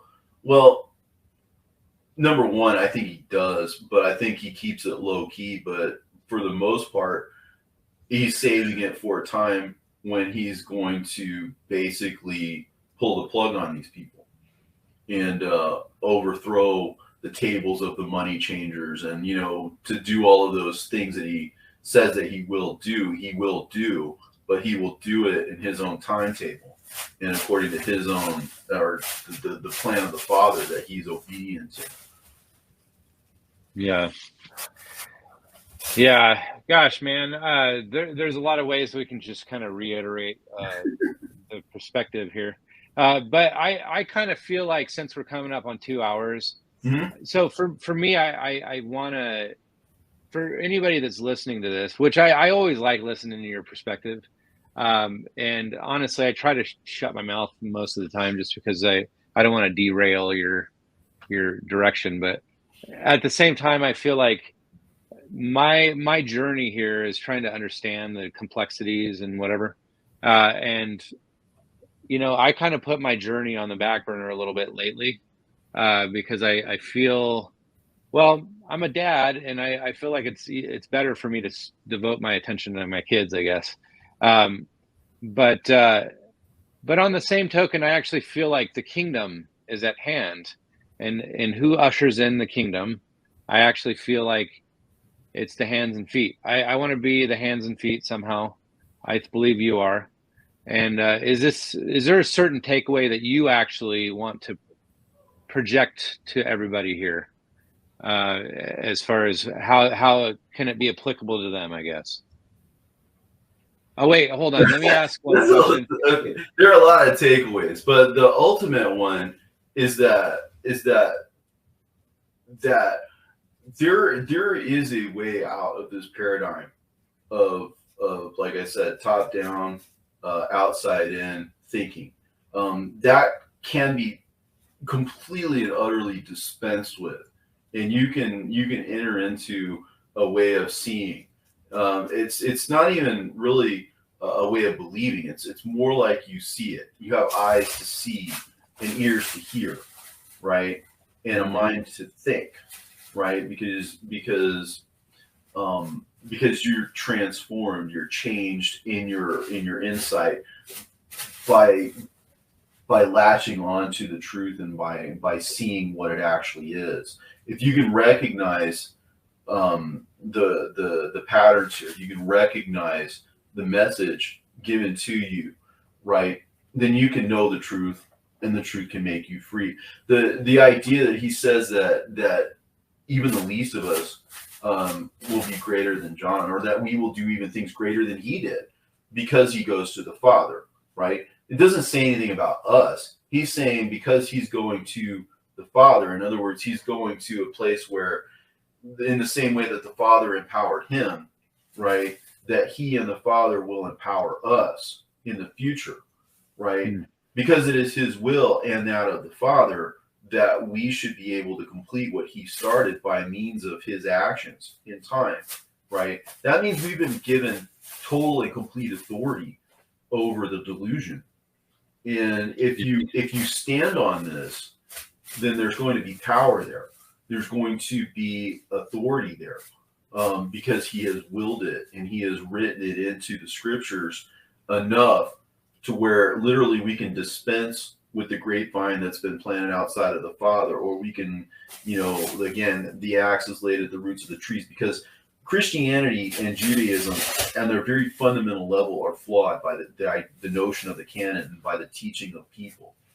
And they're extraordinarily vulnerable.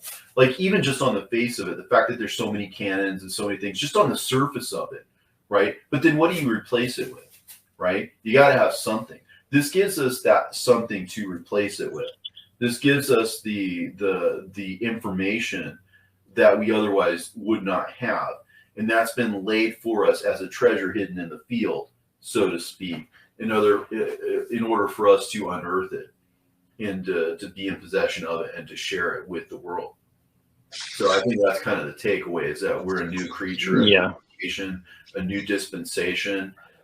We are, when it says that the foundations, the length and the width and the height of the city are equal, it means that we are just as important as the apostles. We are just as important as the patriarchs, and that's important to bear in mind. And if it's deception, if it's those who love and make a lie, or who are unclean like the dogs who are outside of the city, then clean your act up and learn to love the truth and to manifest the truth, and that will allow you into the entrances of the city. Wow, that's actually, I like that. That's good. That's good. This is what's written. Yeah, I feel like that's a good takeaway. Hey, do you mind?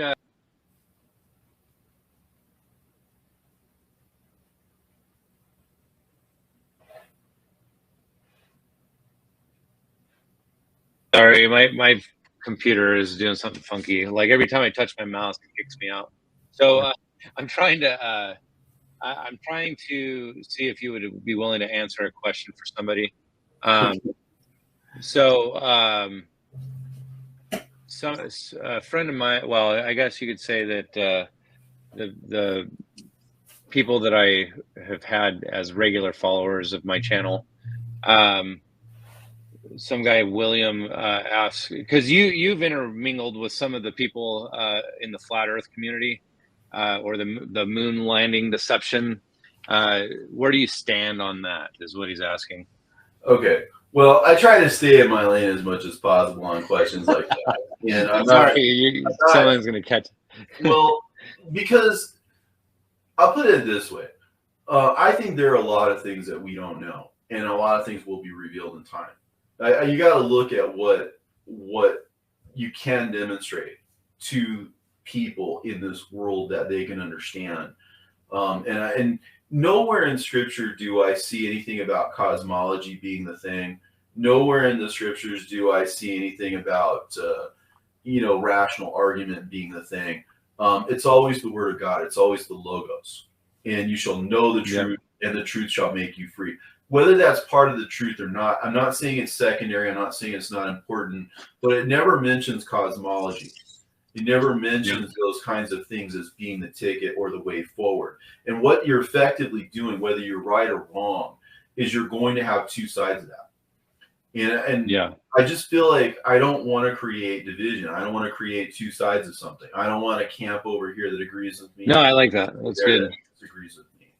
Yeah, right? I mean, that's kind of revealed. But don't get me wrong. I'm just saying there are a lot of things that we are deceived about. A lot of things. Yeah. And I think we're going to be surprised about a great many things. Again, the cosmological aspect of it, if you're basing it on things like what you're reading in Genesis, you have to understand that a lot of that can be signs as well. It can be symbols as well. When you say waters above or waters below, what does that mean? What is the division? I mean, like when the Red Sea was split, there was waters to the left and there were waters to the right. What is that division? Could they be symbolically related? Well, the sea is splitting the sea. We know what that is, because the sea of people, right? Split. It's like a sword cutting. And again, not to minimize the point, because a lot of people that I know are in one camp or the other, and I try not to play one camp against the other. and again, this isn't being slimy or slippery or whatever. What I'm saying is, I don't see cosmology being the way forward. It has to be rightly dividing the words of Scripture, and it has to be something that appeals to people. See, my whole angle is that you don't even have to be a Christian to understand these things. You might become a Christian, right? You might become a Christian by seeing them. But when I explain something like Jude, you could turn an atheist into a believer just by them having that insight that this has gone under the radar for 2,000 years.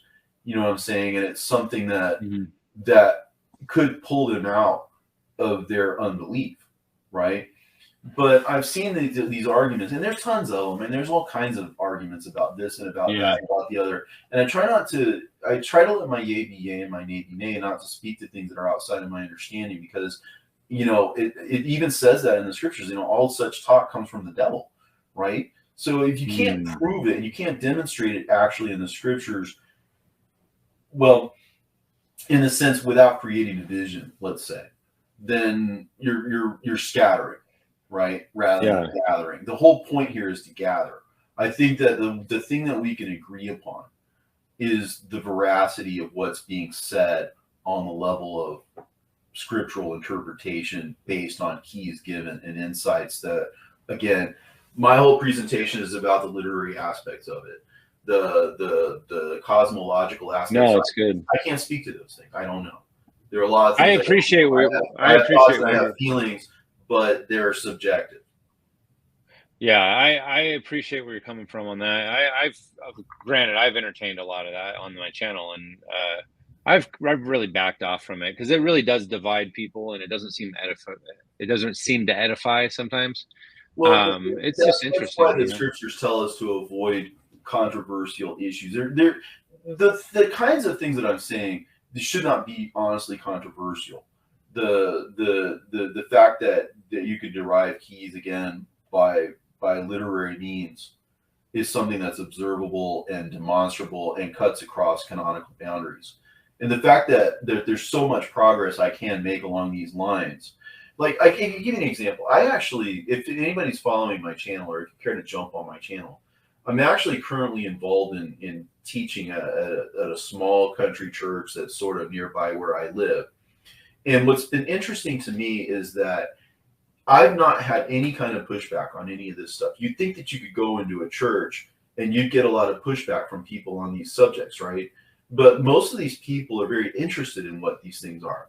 They're almost enthralled by it, and you can listen to it. They're very active in the participation. They're very active in talking about it. But I'll get new members and new guests week in and week out. People I've never met before, have no reason to necessarily believe or disbelieve any of this stuff. And I have yet to run into pushback on it because I believe the argument is so compelling and also I believe that God has put it on the hearts of people to listen.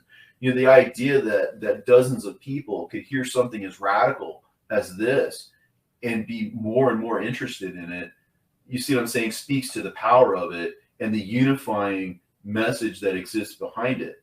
I feel like you can make a lot more progress in terms of growth and in terms of evangelization, by means of using the Scriptures to prove how the ultimate truth of these things transcends the traditions again and the scholarship that has been handed down to us. It is a superior knowledge to that.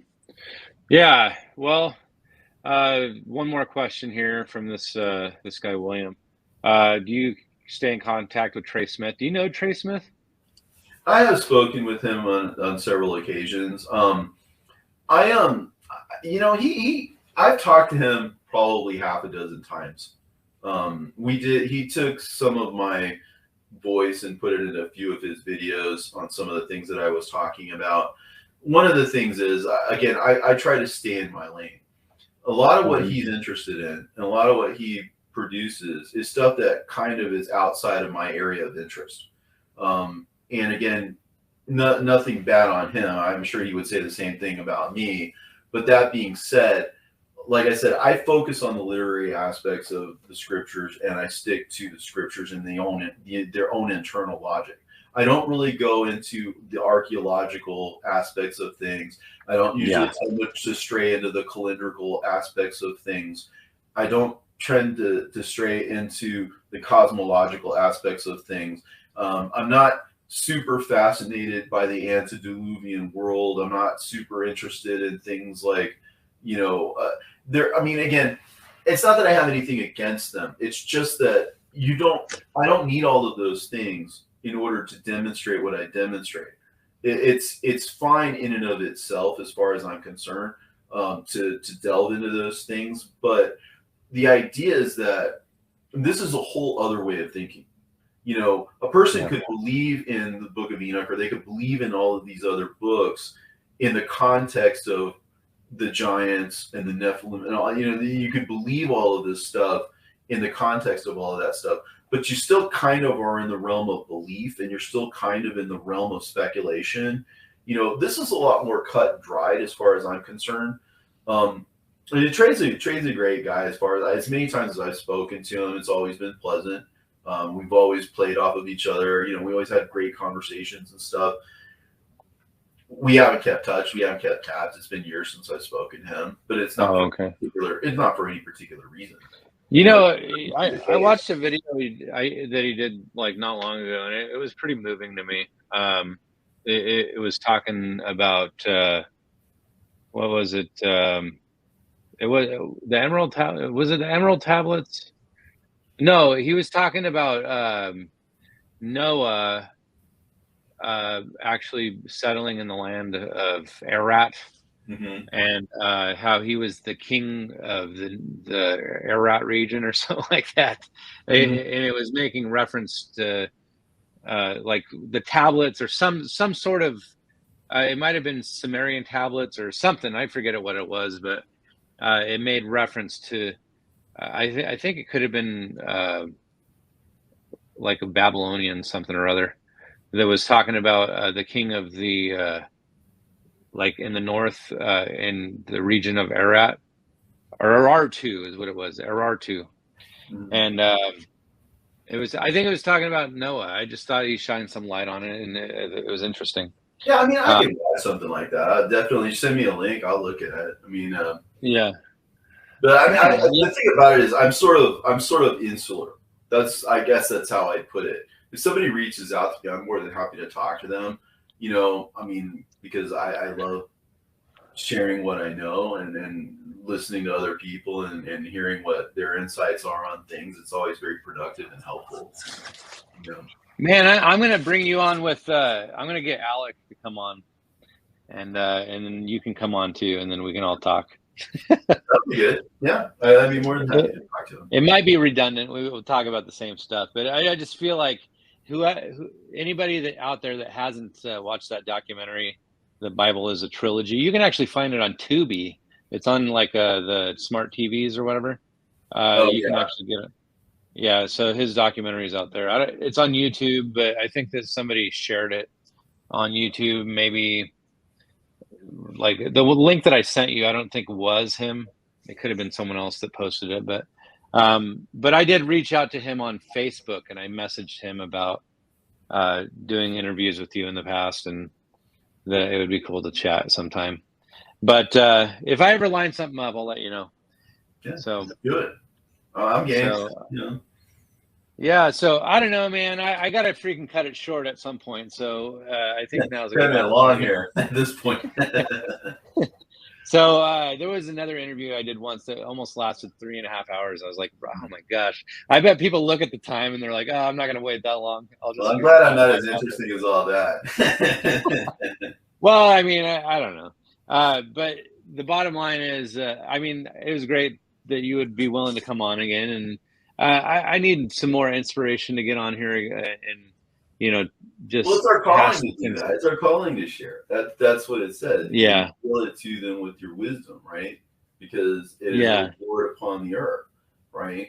I would much rather live in a world full of elect people who are spiritually inspired than a bunch of AI robots with machine guns. It would be nice to be able to forestall some of that, I would think, you know. Yeah. Well, Robert, you're the man. I hope you have an amazing rest of your day, and keep up those teachings. I think that apparently my friend William said that he's been watching your series Yeah, I over saw there. that. So Good on you. yes, It's great. Sometimes it's the audience participation in that is spectacular. Sometimes it's a little bit like trying to go to the end zone with people on your, you know, grabbing your legs or whatever. But you know, we'll get there. We'll get there. We're almost through. But you know, again, that just, if you watch those things, you'll get a sense of that, because sometimes I have to say things redundantly because I'm getting people that's never been there before. And so I have to kind of start from the beginning and explain to them and kind of, you know, focus on them a little bit, because it's a lot to take in and it's a lot to understand. But like I said, it's winning a lot of people over. And this just goes to show, I mean, again, this is a country conservative church out in rural Texas. You know, it's not the kind of thing that you would think of people who are reading these books, but they are reading these books. There's a lot of people out there who have these books and are interested in these things, who want or are hungry for the truth and want to listen to someone who's able to expound it.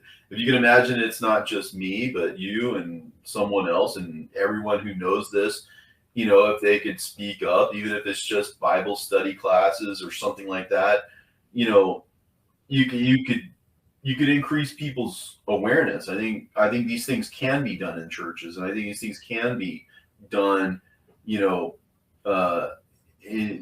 you can lay this, you know, before people and have them listen to you. I haven't, like I said, I haven't had any real pushback on any of this stuff, which surprised even me, because, you know, I just didn't know that there was such a, you know, an audience for this. But, you know, in a little tiny rural area, there's tons of people who are open to it. I mean, how much more over the whole rest of the country and the whole rest of the world? You know, there's this huge. Is that church? I reckon there's a number of people who'd love to hear this. Are they aware of your YouTube channel? I mean, most of them aren't. That's what I'm saying. They just happen to stumble in, or, you know, they happen to have been members there for a while. And most of them do have at least a passing knowledge of it, because, well, it happens to be a Hebrew roots church, and I wasn't brought up in that. I'm not steeped in that exactly, but it's been useful to me because I've learned a lot, you know, being in that environment and in and amongst them. And I feel like I learn at least as much as I teach, you know, from these people. These people are self-taught, they're educated, they learn the language, they learn, you know, how to play the instruments and to blow the shofar, and they take all of this stuff very seriously. But that's a great environment, because these are people who are thinking individuals, intelligent people, who are willing to learn, because that's what they're there for. And, you know, it makes a great audience for the most part, you know what I'm saying? And so despite our denominational differences or whatever, we get along just fine, because we're all there to learn the truth. And I think any Christian out there, you know, who's really, you know, looking for the truth, you know, is open to it. Yeah. Well, that's cool. I kind of want to have a church like that around here, but I mean, there are Messianic churches here, Hebrew roots.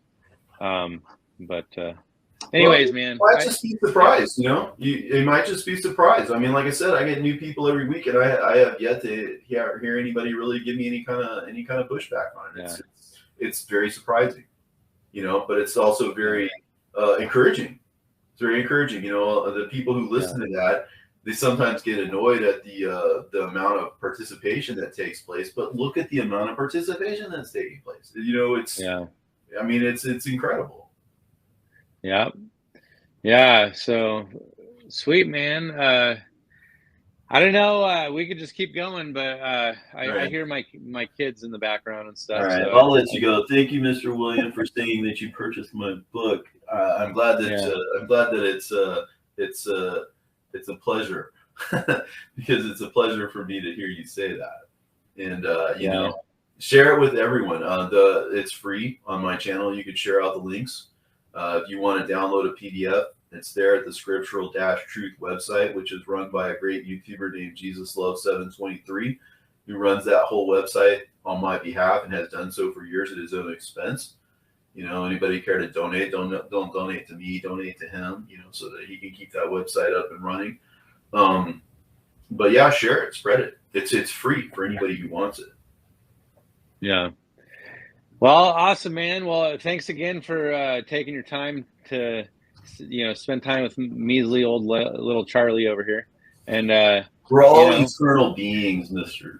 Charlie. You're all transcendent. None of us. Honestly, I was inspired at the thought that you were wanting to do an interview, and I'm like, gosh, dang it. I have to take an opportunity to do this. It's literally been like 6 months since I posted I've posted little videos here and there, but I haven't done a live stream in like a while. So thank you for the inspiration to get on here again. Maybe this is my icebreaker to launch again, but anyways, but yeah, man, I'll watch your series now. I'm interested in that. I want to see the stuff you're saying in your little church there. So okay, well, I think it's definitely eye-opening, because like I said, I never would have believed it, and here I am experiencing it. So I have to thank God for that. He's given me grace. Yeah. Well, have an amazing rest of your weekend. Don't work too hard, and I know you're probably spread thin with all your irons in the fire. So, all right. Well, anyways, it's been a pleasure. It's always a pleasure. It was a pleasure the other 2 times too. Yeah. All right. Let's make it strike 4 for next time. All right, man. God bless you. Bye-bye. All right. Have a good one. Bye.